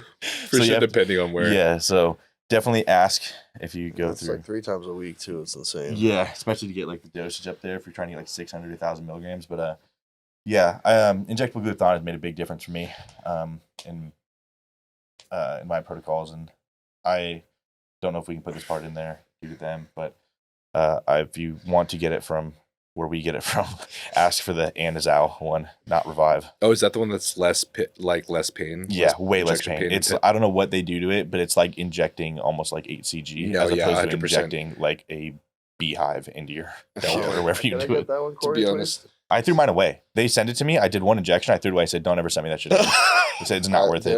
That's what the hardest part is for me. It's like it literally feels like I got I got punched, like a donkey kick. Yeah, it's like, the first time I took it, I was like, this is not worth it. Like, this is not worth it. Like, it's so not worth it. It's got to be IM too. Yeah. It has to be intramuscular. Yeah, I mean, I do really like the non-sting one because I feel like that one's like a tenth of the pain of L-carnitine, which some people are injecting every day. I don't fucking know how. The pip of that shit's crazy. But I mean, I think it's becoming more common knowledge though that people are realizing that glutathione is actually extremely effective, and like obviously you'll see a lot of people, like even doctors, like Huberman. I'm pretty sure Huberman and some other people were discussing like doing glutathione regularly, especially bodybuilding coaches, Dr. D. Well. Has like skin health and anti-aging benefits as well, like skin tightening. I mean, I asked Dr. Dean what his top 3 supplements for anti-aging, for reducing inflammation and becoming like a bodybuilder where like you want to extend your life the longest that you can. And the first one was glutathione, easily. And then the Tren. second one, I can't remember what it was. Huh? Yeah. The second one was Trend. Second one was Tren. Yeah. It's actually halotestin. Yeah. Injectable Supergirl. All great. 4 anadrols a day. Second one was vitamin E. And third one was either CoQ10 or NAD. Which is kind of cool because I started the NAD like 5-6 months ago, and that's been nice. How do you like it? I love it, honestly. I mean, I feel like I think better and I have more energy, but I mean, that's just how I feel. Yeah. Not completely sure. It's one anecdote.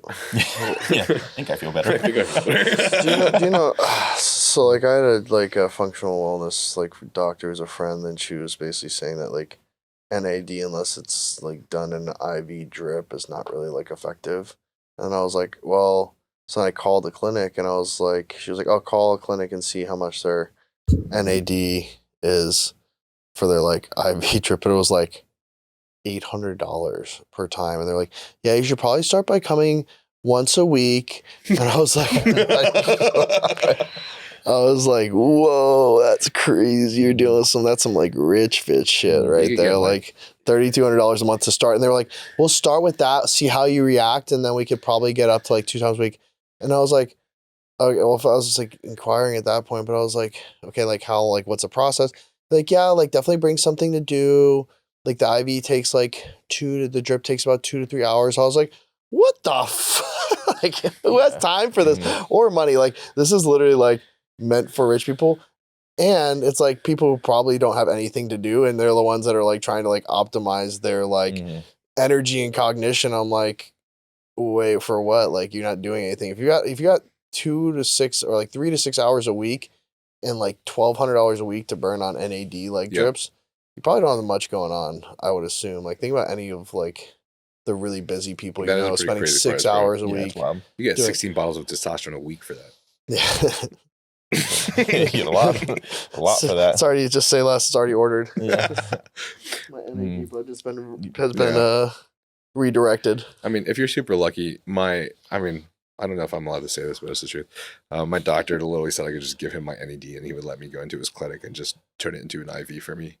And the last time I had to get an IV because I got a phlebotomy. I'm going to sound dumb. Phlebotomy is the one where you're not donating, right? Yeah. Yeah, I think it's drawing blood. Yeah, the thing bodybuilders actually should be doing.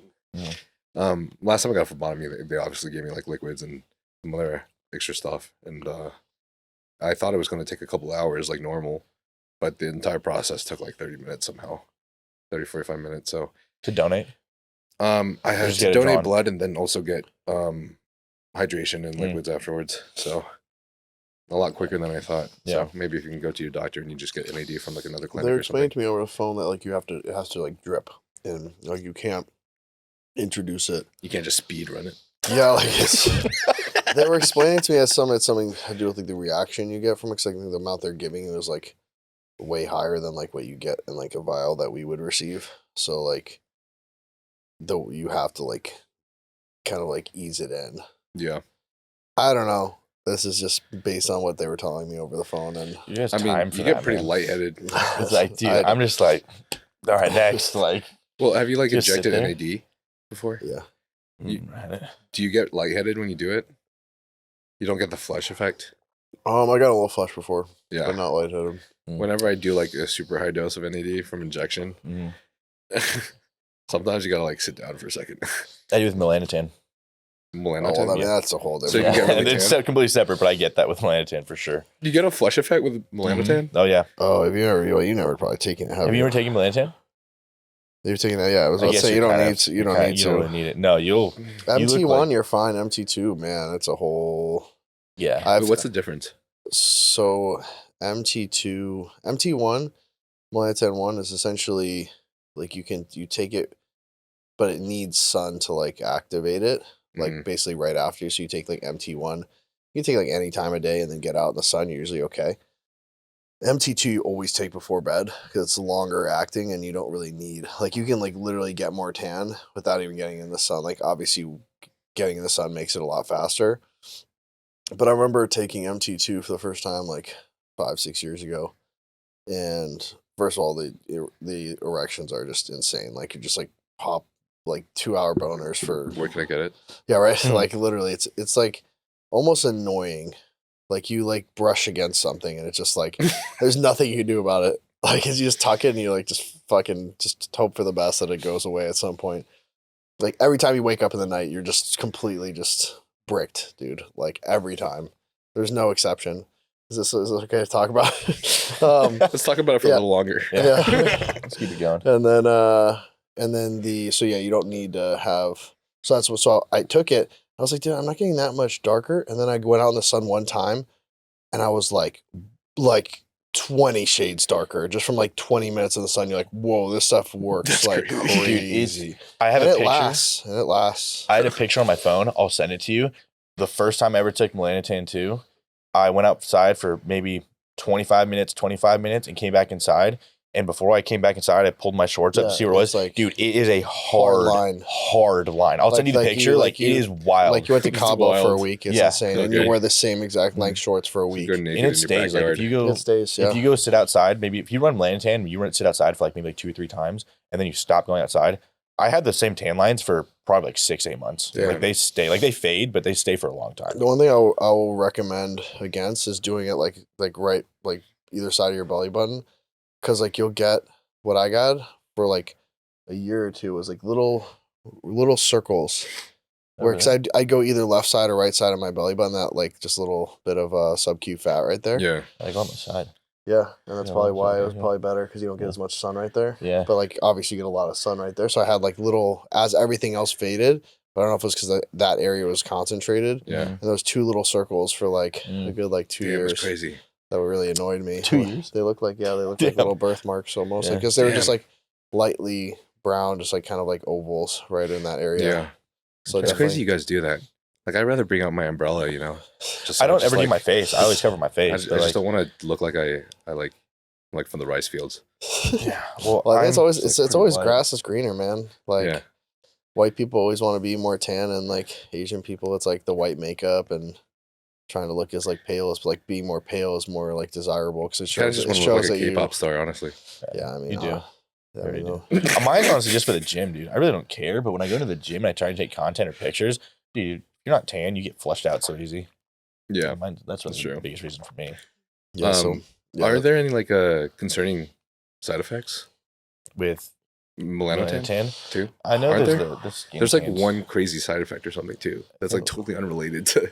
I think well, it's insane nausea if you take. So that happens for sure. I have a story where I grabbed what I thought was my vial of growth, and I took at 8 a.m. I took 20 units, which I usually take 4 before bed. I took 25 units of actual water, and I looked at it. Well, I started feeling kind of itchy. I looked down, and it was only at 10. I was like, oh no. And 6 hours later, it hit me. I've never been so violently ill in my entire life. Oh shit. It's really aggressive. I had it was though my body was trying to purge everything that I'd had in days. I had nothing left to throw up, and it was just making me throw up every 20 minutes. Holy you shit. Can't move. You feel you're just so ill that you can't. So from 4 p.m. until 10 p.m. I was just puking, and I would be trying to drink Gatorade and just puke that up. It was probably one of the worst experiences. So I'm very careful. I put that very far away from anything else. That's crazy. I do half the dose they tell me too. They give you some dose to do on the vials, do 10 units for every 2 times a week for 2 weeks. Whatever the dose is, I just do half it, and it still works very well. And I'm a bigger person, so you can get away with a little bit. So don't take it in the morning, and don't take more than you think you need. Yeah. Not gonna go well for you. Disclaimer: this is why bodybuilding is so safe. Yeah. No, this is the run. This is the risk we run for sure. I mean, we all know it. I think it's fun though. I mean, that's honestly, that's kind of what makes a lot of this stuff fun, right? Mm-hmm. Is part of it is kind of knowing the risk, but then trying to it's almost like a game trying to mitigate the risks. Yeah, it's trial and error, learning what works, and then having the stories to tell. Kind of cool. Yeah, chase irons with 5Gs. Our own little science experiments. Insanity. You guys ever accidentally try to take your test, and then instead you ejected your bottle of liquid Cialis?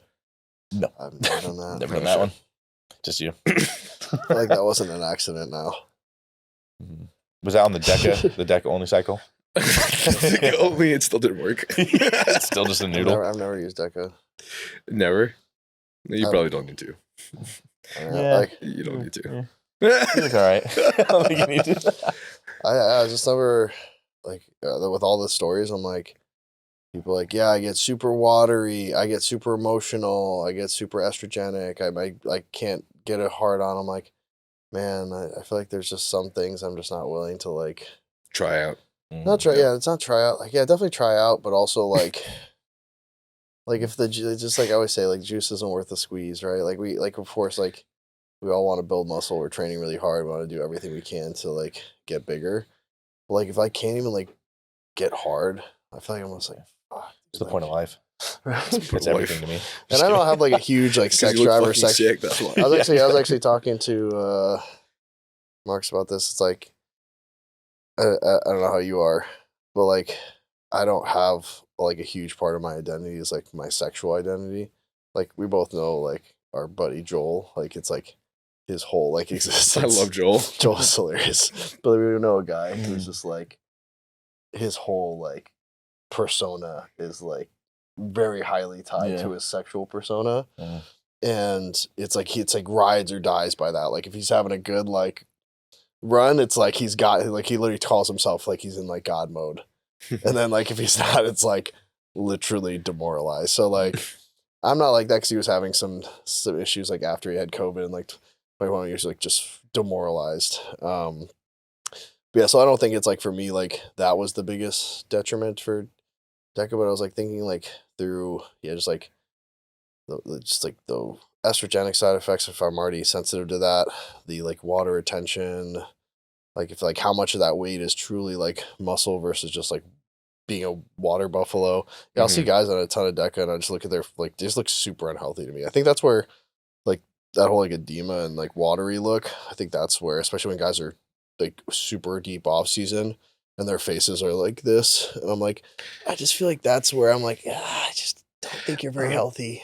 Yeah, but I don't think it's something that we can pin down to a certain compound such as DECA. No, but I think DECA does increase water retention for sure. Increase it, but I'm saying like, would you guys agree like when guys are deep off season is usually like I know the compounds are usually less harsh and that are associated with prep, but like I feel like that's what really gets bodybuilders in trouble is like the super high set points of body weight relative to themselves. Because like I think for me 276 now 277 is not like doesn't feel uncomfortable at all because I'm 6'1". Yeah, but like somebody who's 5'4" is 277. That's like a whole different story.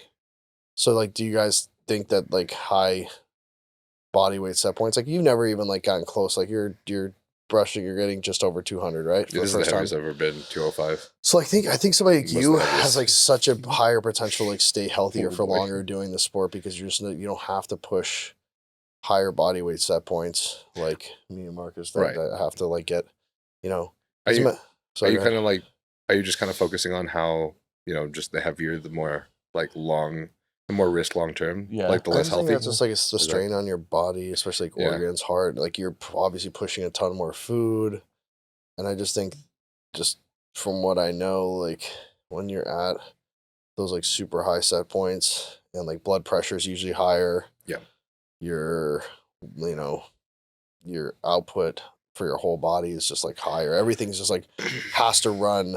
That's why guys like you'll say like, oh, you walk up a set of stairs and you feel like gas or you can't even tie your shoe. It's like a joke, but it's kind of not a joke at the same time. No, it's definitely not. Right, One flight of stairs and I'm gassed. I think, you know, like us and, well, not like us, but like many of the best bodybuilders and best coaches make sure to like create their protocols around the fact that like you got to manage all of the side effects associated with being too heavy. Because basically we are obese people that tend to take like a 16-week allotment of time to suddenly get leaner, right? And then we're like obese again. So like there's a lot of people that end up having to take various types of medications, right?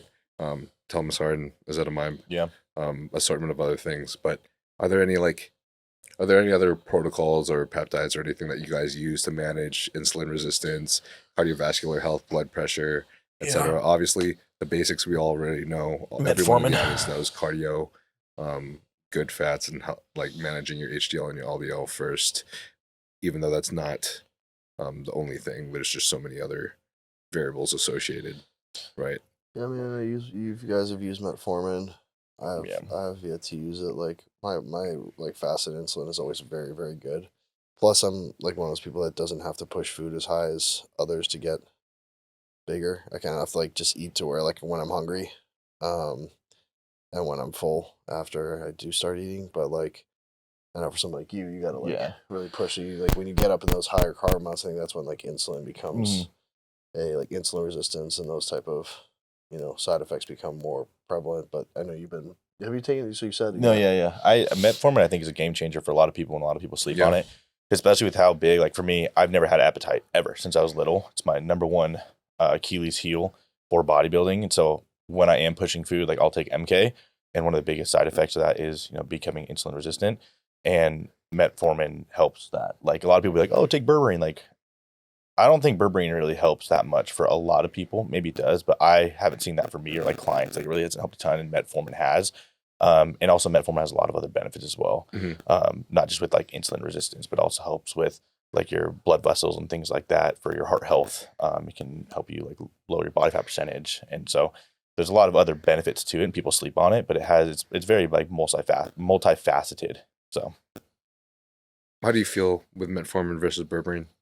I've never taken. So I took like I think I had metformin in a protocol one time for my coach, and I just totally brushed over it, and then I was like, oh, I never took the metformin. He was like, all right, whatever. Like I mean, at this point, it's what's done is done. But I also like my fasted insulin is always very, very like low and good, so I never had like an issue with.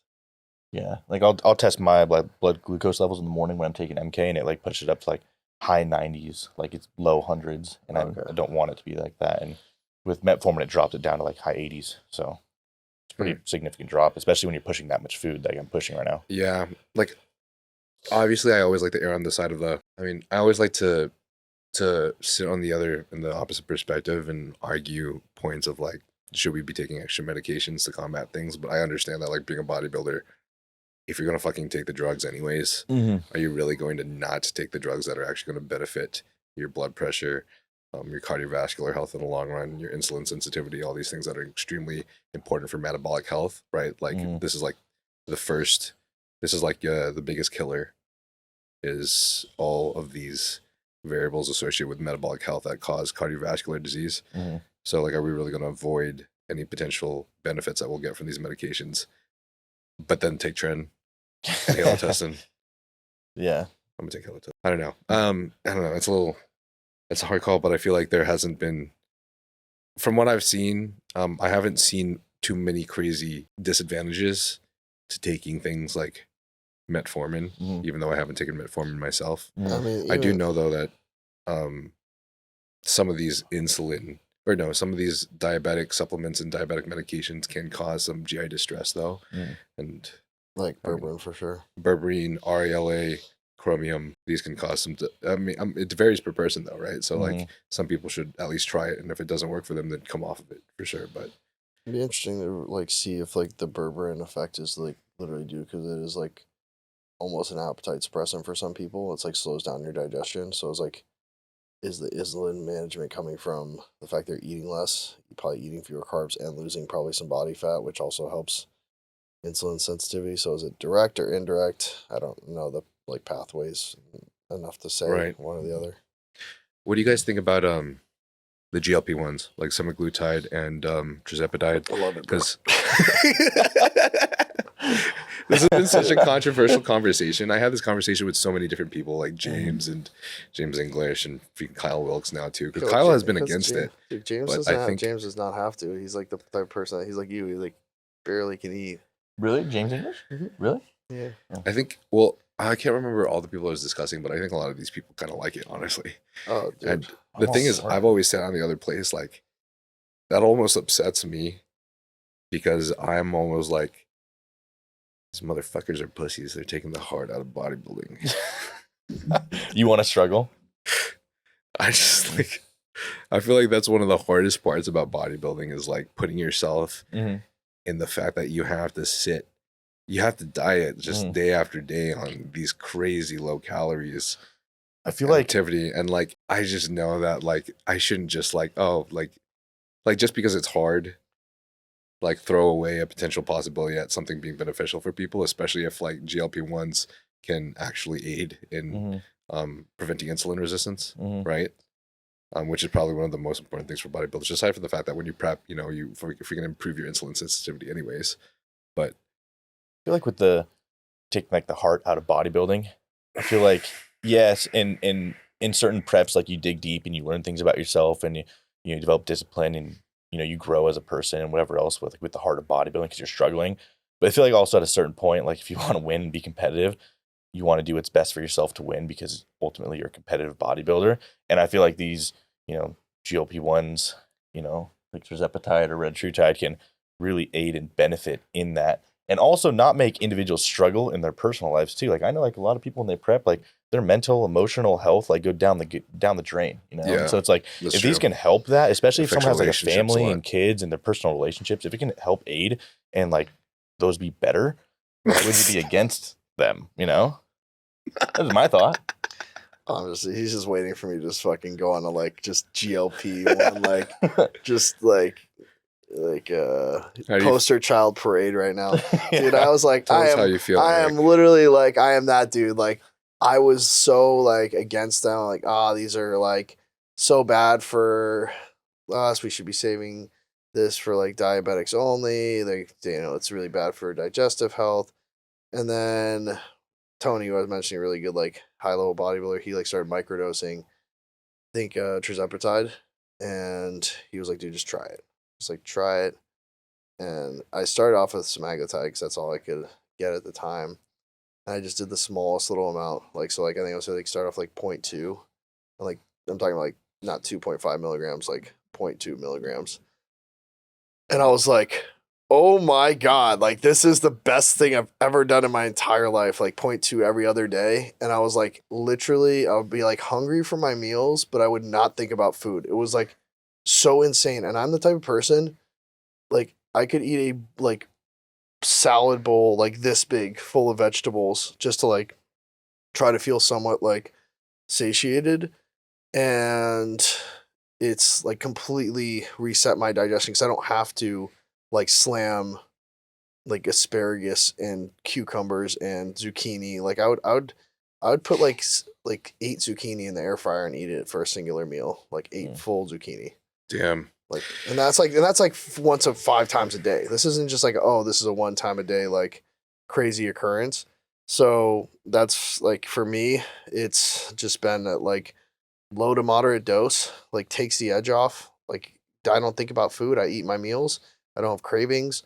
I've been able to reduce the amount of veggies I'm eating. So I was probably eating 150 grams of fiber a day at least. So just destroying my like regularity. I was getting a lot of like distension. And so for me, I'm like hands down, like try it if it's like something that you struggle with. And I'm not saying like, yeah, it's about reducing the struggle. For me, it's like had other like health benefits, like the insulin. My blood work's the best it's ever been. I think it's just reduced inflammation overall for me, just because digestive stress is a huge, stressor. So like my C-reactive would often be high, and now it's like literally like 0. So like my inflammatory markers are like gone. So damn, that's crazy. I think it's just I can't say enough good things. And right now I'm running retatrutide instead, but triple agonist. Retatrutide. Pokemon. If you feel like any of the medications that we spoke about today may benefit you, such as BPC 157, GH secretagogues such as Tesamorelin, IGF1, oxandrolone trochet, semaglutide, then you can obtain these from Trensparent HRT, and the link for that will be in the bio. If you feel like you're experiencing symptoms of low testosterone, such as depression, anxiety, lack of motivation, as well as lack of sex drive, then you can get this checked out as well by getting your blood work done at Transcend, and they will provide you expert medical analysis. Transcend HRT has worked with many professional bodybuilders and pro athletes, such as Thor Bjornsson, Phil Heath, and Jeremy Buendia. And if you feel like this podcast has any relevancy to you, I do believe that this clinic will provide of great benefit to you as well. If you were to fast for an entire day, like drink a ton of water or whatever, and then you did a hot dog eating contest the next day, how many hot dogs could you eat? If I fasted and I was on retatrutide? No, just like if you were just If like just straight up? Yeah. How many hot dogs could you eat? Or is it like times? Like one of the crazy, like what's Nathan's 10 minutes or 30 minutes? What is 20? I have no clue. What's Nathan's? I think it's only 10 minutes. I buy four hot dogs. I got no appetite, dude. I think I could do. Let's give you 30 minutes. 30 minutes. I could probably do. How much can you fit in your stomach? Probably could do like 60. or 80 hot Fuck. dogs. No way, dude. Deadass. For real? Oh yeah, it's the first time it would be like a child, like I can't child's believe play. him. Dude, that is insane. So I was talking to Evan Holmes last night, and we were like literally talking about how we're gonna do like after I'm done with my shows, get off Retta, like we're gonna literally do like 30,000 calories and 30,000 steps in Costco. Like no, you can't leave until you do 30,000 calories and 30,000 What? steps. Samples? No, like you buy food. Oh, the 30,000 Costco, like the hot dog and the No, pizza. like the, Dude, like going 30,000 in, calories in like samples. we're gonna go into Costco. Yeah. And like basically like incrementally go in and buy like whatever, like muffins, cheesecakes, and like the tables are still inside like with the restaurant area Okay. because it's all like kind of part of the Costco. Okay. So then we'll like set up a station. In San Diego, it's on the outside. Yeah, but it's still you can still go to the outside through the inside. Okay. So we just basically Through like the door. and we've had like obviously other people there like videographers and stuff, so we could like set up Yeah. and just like let's say we go inside and get like the cheesecake, or you get like stuff you can just eat right there. You know, they have like the sushi. 30,000 calories? I think we're gonna probably do 30,000 total, so 15,000 each. So 15,000 steps, Okay. 15,000, but Okay. like total That's what 30,000. I say. There's no way. 30K. I don't think I could do Insane. 30K. Yeah. I think I could do 15. We talked about how You could definitely do 15. easy, Yeah. especially if you're walking around and you're like just digesting like yeah, that. digesting faster. Yeah. Easy. I know. For 30 then. Well, So I mean, easy. we'll say like. I think Don't think we go what home. we'll do is we'll intro the video with both, and then Uh-huh. we'll see where we get to. Because Yeah. like I Okay. think if we get to like 14 and it's like super easy, then it's like okay, we might as well just send it. I think we'll get to like 14, be like, damn, we're ready to be done. Mhm. Okay. Do you want to do it with us now? Yeah, you get. No, fuck no. I'm coached by Patrick Dorian, and Yeah. he doesn't allow those kind of Yeah. things. So, No shenanigans. but everyone hear You this should now. come and watch. If, It's funny, or at least stop by. where is this going to be again? Yeah, we're gonna do it in. Which? We'll probably do the Costco by my place on Sepulveda. Okay. It's right near you. It's like probably what? It's like Okay. fucking 4 minutes from you? Because you're right off of like Sepulveda and the 405, Yeah. right? You guys should all monitor this video. If he doesn't get 15K calories, and everyone give Eric some shit. Mhm. Yeah. Well, yeah, I think it'll be fun. I think it'll be a fun video. I'll give you shit. I'll remember. Dude, Evan, like I thought I was like a food like fanatic. This guy Evan Holmes is like literally was like messaging. He started like messaging and he was like, dude, we should do this challenge. We should do this. You have to try these donuts. He was sending me all these photos and shit. And I was sending him stuff. It was like so funny, dude. You get bodybuilders start talking about food. You probably wouldn't give a fuck because you don't I don't know. care for it. Are you like a Damn. food guy? I fucking love food, bro. What's your I would go-to? smash Chinese buffets when I was a kid. What's like go-to? You Oh. Chinese? What do I look like? Asian. You're an idiot.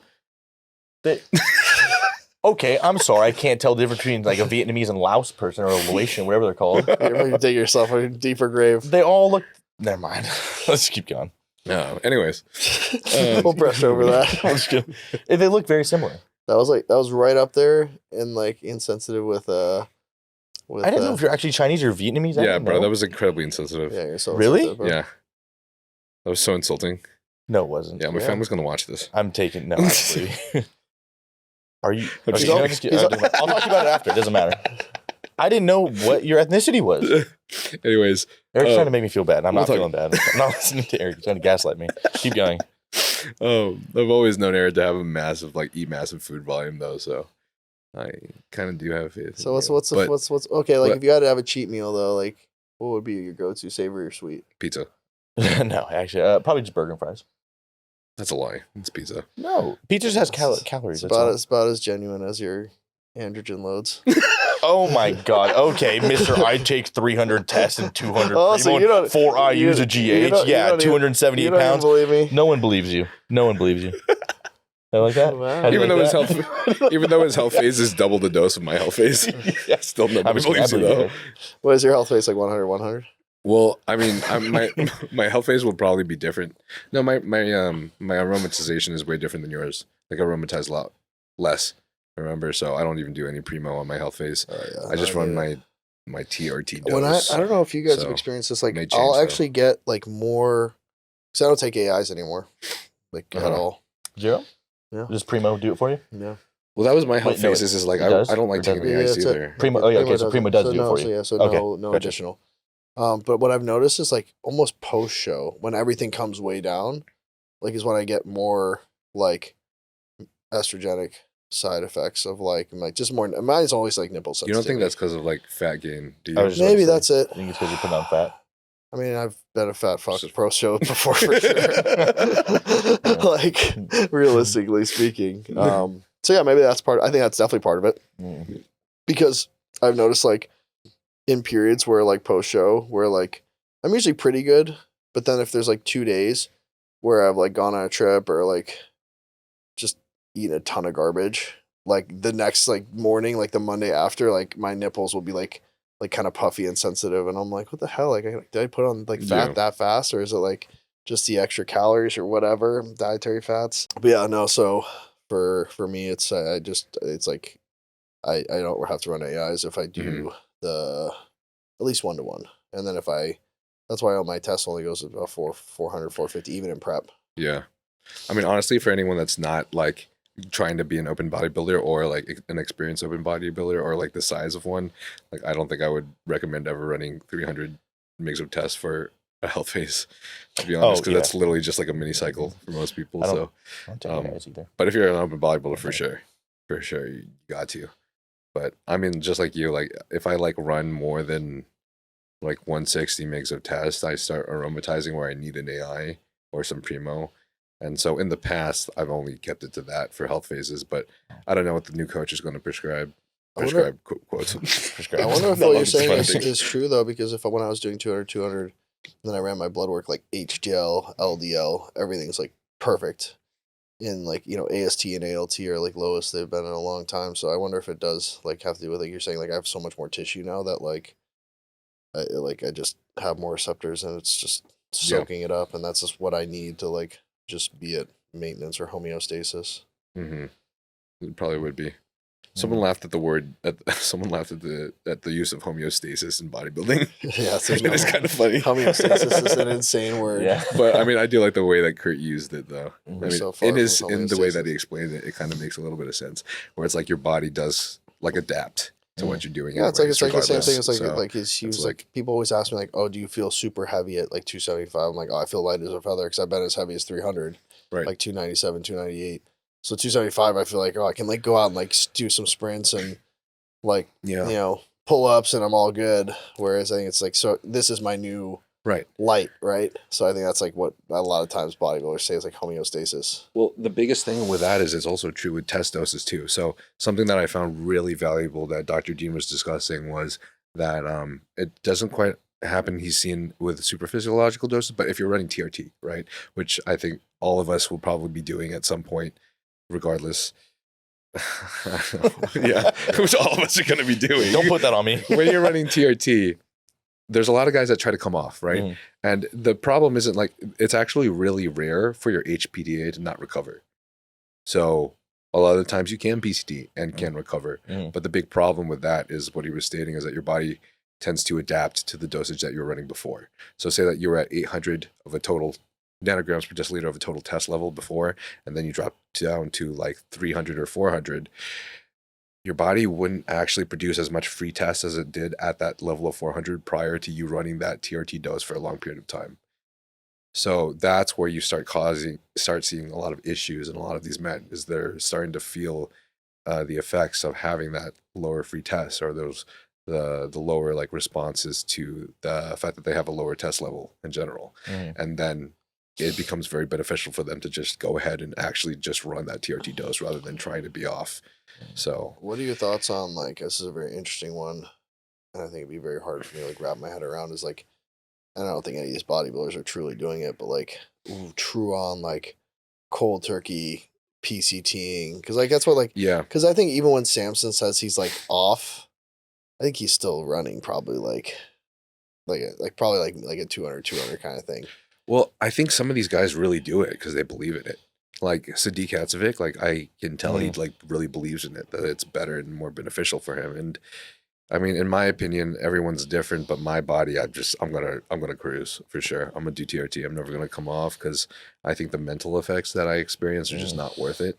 Do you think that when you get back on, the results are way more profound if you have actually like taken time off, or is it just like not like?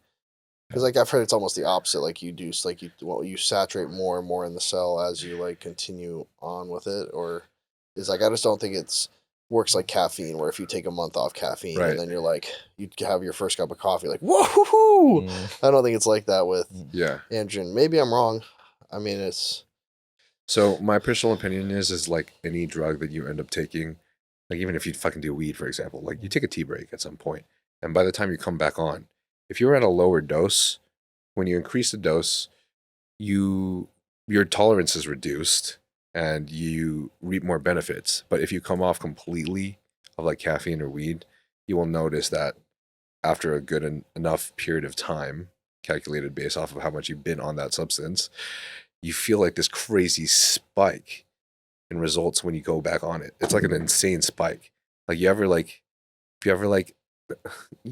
with the homies and you like they fucking run up a giant bong on you that you haven't smoked weed after a while and you get shot to the moon. Can't say I have, but I know the concept. Adderall, or same thing with caffeine. Yeah, it happens to me all the time. Like I'll freaking go on like a caffeine break for like how many months or something, and I'll jump back on caffeine. I drink 100 mgs of caffeine and I'm fucking getting anxiety.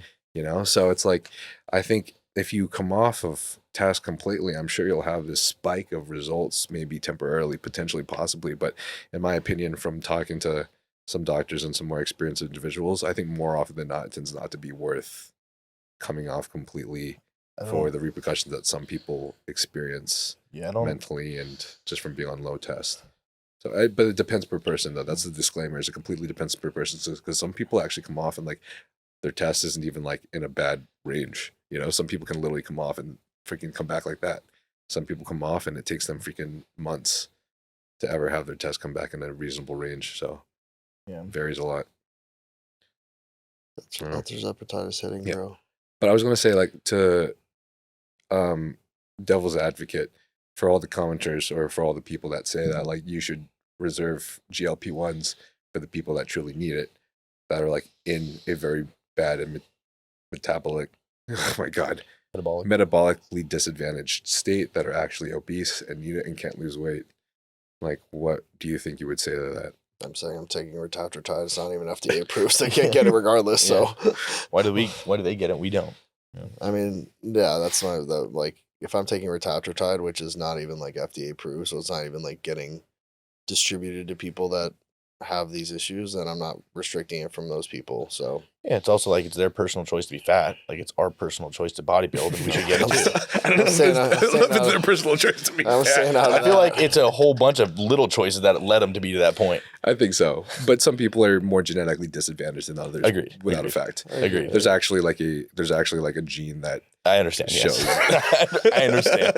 Yeah, so like I'd say if I was like Mr. fucking no appetite ever.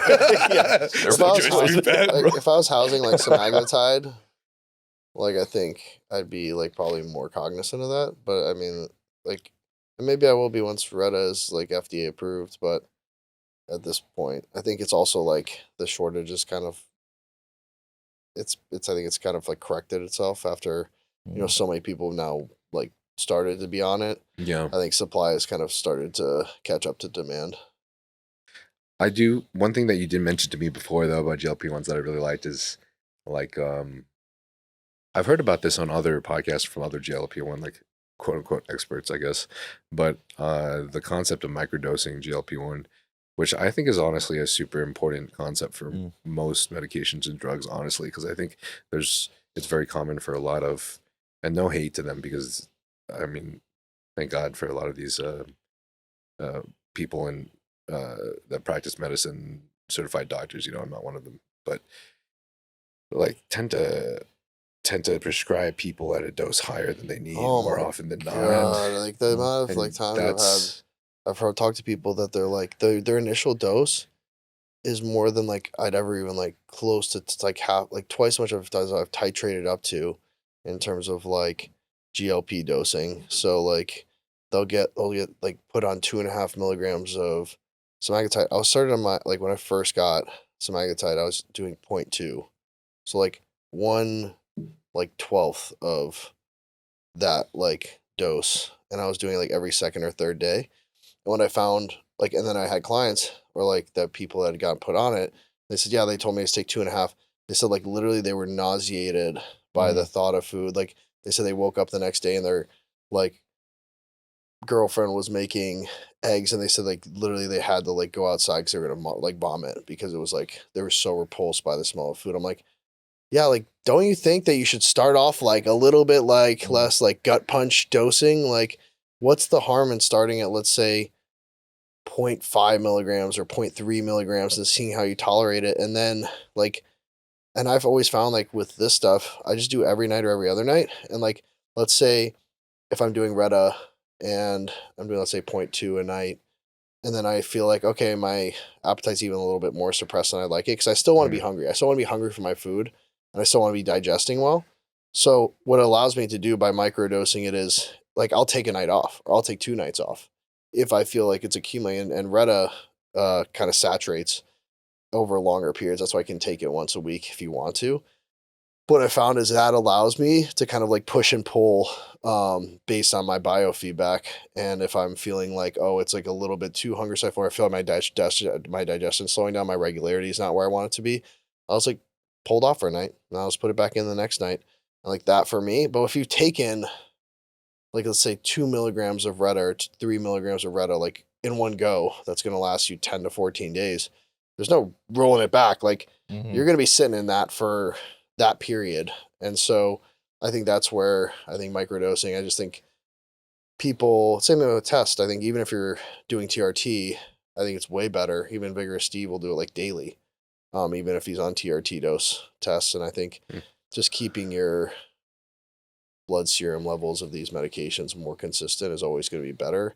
I just think that doctors are realistic, that they know people are not going to like be that consistent. They want the easy solution. Like if they can just take it once a week, that's great. But this guy that was my client that got it and didn't tell me before he took it, because he was like all of a sudden not logging any food or like logging like 200 calories. And I was like, what's the deal? And he was like, oh, I got on Semaglutide. Like, well, you don't want to tell me? Like, and he was like, yeah, my girlfriend's cooking. Like, he's like, whenever she cooks now, I have to get out of the house because I can't palate food. He's like, I can't go to the gym. I have no energy. I'm like, yeah, because you're eating like 400 calories. So I had to be like, dude, just like try to drink protein shakes, try to like get what you can in. And he said he'd drink like a half of a Fairlife shake, like the ones that are like 120, 140 calories. And like, that's like the chocolate ones. He's like, that's as much as he could like get down in a sitting. And he tried to do that like 3 or 4 times a day. So he's drinking like 400, 500 calories, and he couldn't get out of it until probably like, it took him like 10 days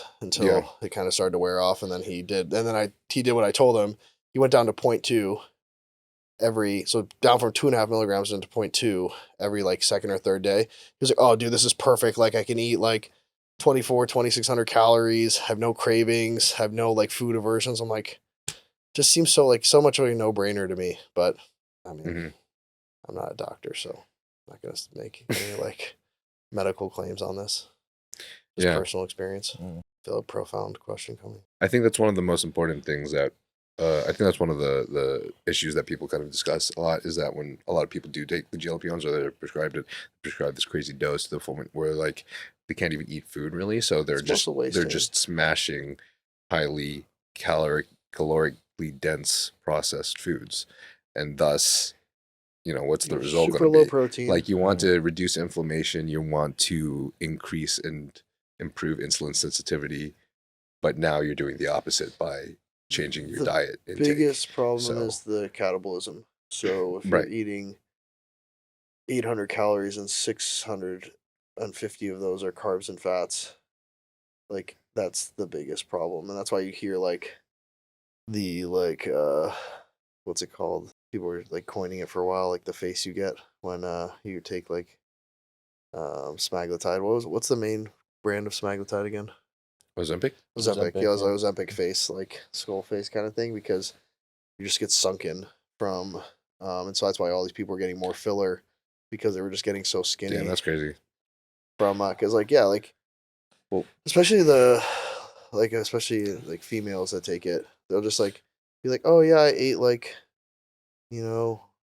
spring roll today and like half of a scone, and you're like, okay, that was like 400 calories of straight carbs and fats. You're not gonna like retain any muscle. What do you call it? Yeah, I think I would argue that probably that, but also one of the more important things is really like the habit forming. There's no habit changes because it's like the consumption of like what type of foods you're consuming, right? Because if you want to reduce inflammation, you can't be just smashing Doritos to fill your caloric intake, and I think that's one of the most important things. So the thing I would recommend before anyone just jump on any medications or peptides or whatever, in order to have an advantage in bodybuilding or just lose weight in general, is like hit up someone like Austin Stout and just try to figure out what foods work the best with your GI tract. And once you got your diet in check, or at least once you try, then I think these would be a little bit smarter as a choice. That's just like a recommendation, Don't want to be a hypocrite or anything. Do you guys want to do the Q&A? There's a couple questions for the audience real quick, and then we'll close up. Yeah. The Stephen OC says favorite DHT with a 19 or. By the way, if you take NPP, you probably won't be as watery instead of Deca, but that's not a recommendation because we don't recommend compounds here. Of estrogen use. Favorite DHT with a 19 or? Mast and Tren. That's a freaking awesome stack. Makes you look crazy. Sacha Stardust asks, why are you all gay? I was born this way. Sacha Stardust. Yeah, that's a quite thing. It's a little bit of projection there. Yeah. He's probably fishing, right? He's probably like just hoping that one of us would be like, slide in our DMs, ask for some gay slide into Sanchez. KST Mario asks for Eric, from the Arnold, what do you think? From the Arnold, what do you think you did better at the show compared to others? There was a missing word in there. Two things. One is just like not put as much pressure on myself and just like really live in the moment, enjoy the experience, and just bring my best look, and not like try to post about it or be like, okay, if I don't win, I am a failure. And like literally when I got second and I gave the dude that won a hug, it was like totally genuine. It wasn't like me being fake on stage. I was just like, dude, this was such a cool experience, and I know I'm so close and it'll happen for me eventually. And the second thing was the GLP, just was a game changer. Just like cutting the edge off and allowing me to sleep. The sleep thing for me is very hard when I'm in prep and I'm that hungry. I just can't sleep. And if then you can't sleep, now you're not recovering. Now you're not like, you're forcing training, and I'm never going to pull back on my training intensity. So now you've got me pushing training intensity, not recovering well, not sleeping, hungry as all hell. And it's just a recipe for just not a good look, an inflamed look. Like I was always leaner than I probably showed on stage in previous showings because like the inflammation was too high. Okay, this is just really terrible anecdotal evidence. And I think it's terrible because I think people should not really be injecting close to their show. But before my pro debut, I was injecting some glutathione because I was like a little bit, I don't know, I was just wondering if it would help with inflammation. And in a weird way, it kind of did. Every time I injected, my weight would drop just a little bit and I would look a little drier. So I don't know, but that's just anecdotal. Might not happen for everybody. And honestly, some people might end up having problems with their injection site more than it might not be worth it. So in your quad and can't do a classic pose because crazy. That'd be crazy. The pip is horrible. So I mean, like I honestly wish I had my glutathione with me when I ended up having my knee injury before my following show, because then I ended up being crazy inflamed. Right, like my weight was like 3-4 pounds heavier than normal. But I didn't bring it with me because I flew to Florida. So I don't know if that would have helped or not. But yeah, it was just a random thought. And then KST Mario asks for Mark, what do you think can be done for men's physique to better the class? Oh God, that's a tough one. Give me your first place. Yeah, give me first place. No, I think that the men's physique should judge more on the legs. I see too many guys in men's physique, and they look like they're running around on like chopsticks and pencils. and just because their body is way overdeveloped and they fit the mold. But I feel like if you have a guy with the craziest upper body on stage and his lower body doesn't match at all, he should not be in the call-outs. It doesn't matter if his upper body is the best on stage out of everyone. If his legs don't match, he's so unproportioned that he shouldn't be in the call-outs. He should be like second or third. Yeah. And so, because I think you're a proponent of doing like almost more like kind of European well, they already have style. tight. it could be, the shorts are already a little shorter and tighter.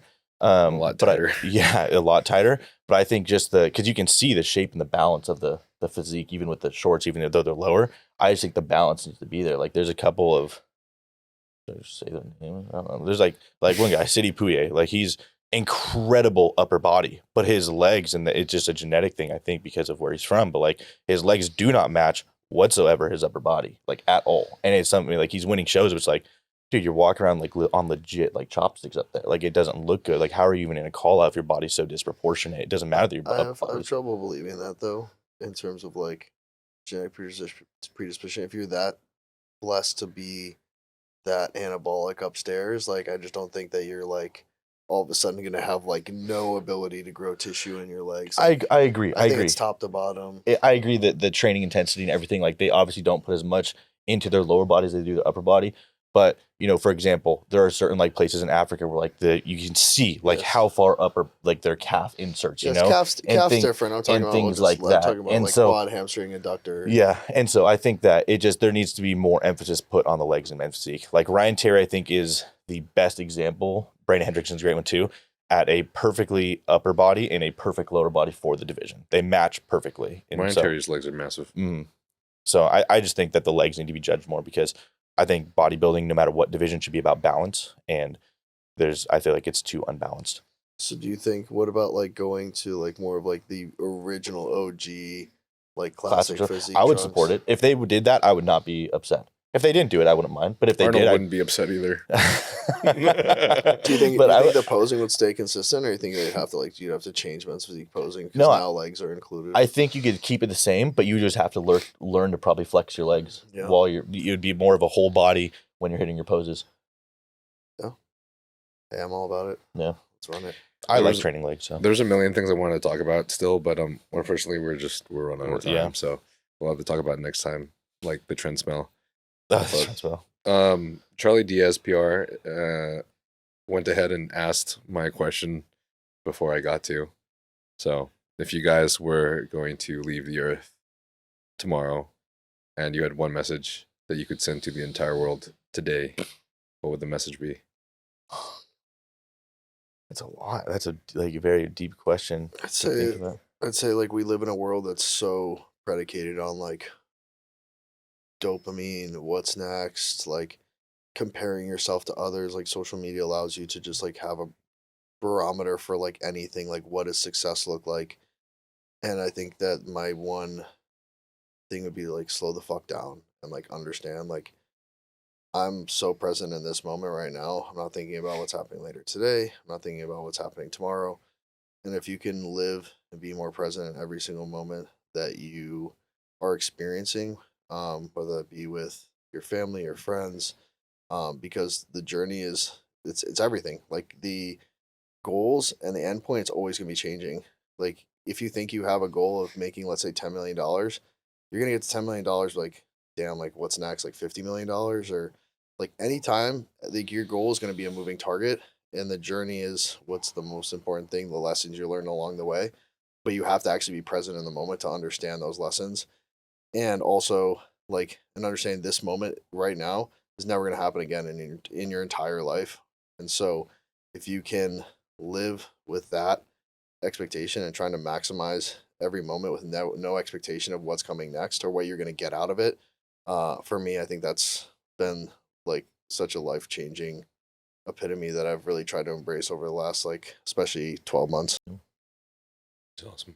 Again, I think that what I would say is it kind of similar to what you would say. Like what matters in life? Like what are the things that actually matter? It's like you have relationships, your health, because without your health, like what is all the money in the world? You know, which might sound a little bit hypocritical because I bodybuild, but your health, you have your relationships, your family, and I would say put more time and energy into the things that actually matter, because at the end of the day, that's really what I feel like we're put on this earth for.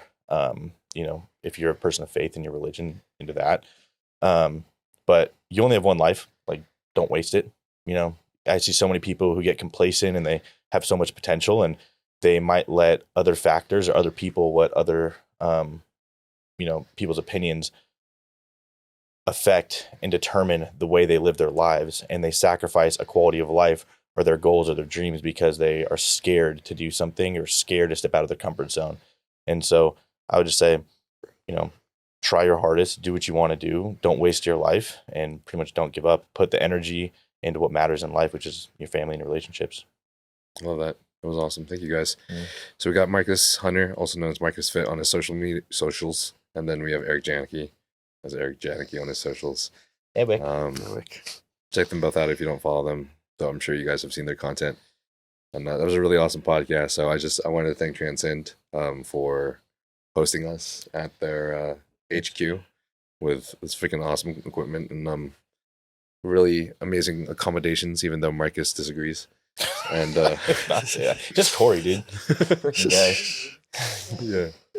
And I do just want to say, like, obviously, if you guys have a different source or anything where you can find the things that you need for yourself to become better and become healthier and just live a better quality life, then of course go to the things that you can afford. I don't think you should ever put yourself in a more stressful position than you need to be. But if not, and you can't afford it, the thing I do really like about places like Transcend is just like you guys have heard me say a lot of times, I find a lot of value in coaching from bodybuilding. And I think that's a place that has guided me in areas that I've been very confused about. And I think that's really important when it comes to your health. So like finding a really good doctor, having coaching in bodybuilding, and then Transcend offers some amazing coaches for peptides, various medications, and just optimizing your health as a man. So it's an opportunity. You don't have to, but it's a good opportunity. So anyways, thank you guys again for listening to the podcast. I always appreciate your support. And I think us all supporting each other has been probably one of the most amazing things that I've been able to experience being in this field. It makes me really feel like bodybuilding as a community, and I think is also what will propel us all to be better. So I really, really do appreciate all you guys' super positive energy. So love you guys. Yeah. Peace.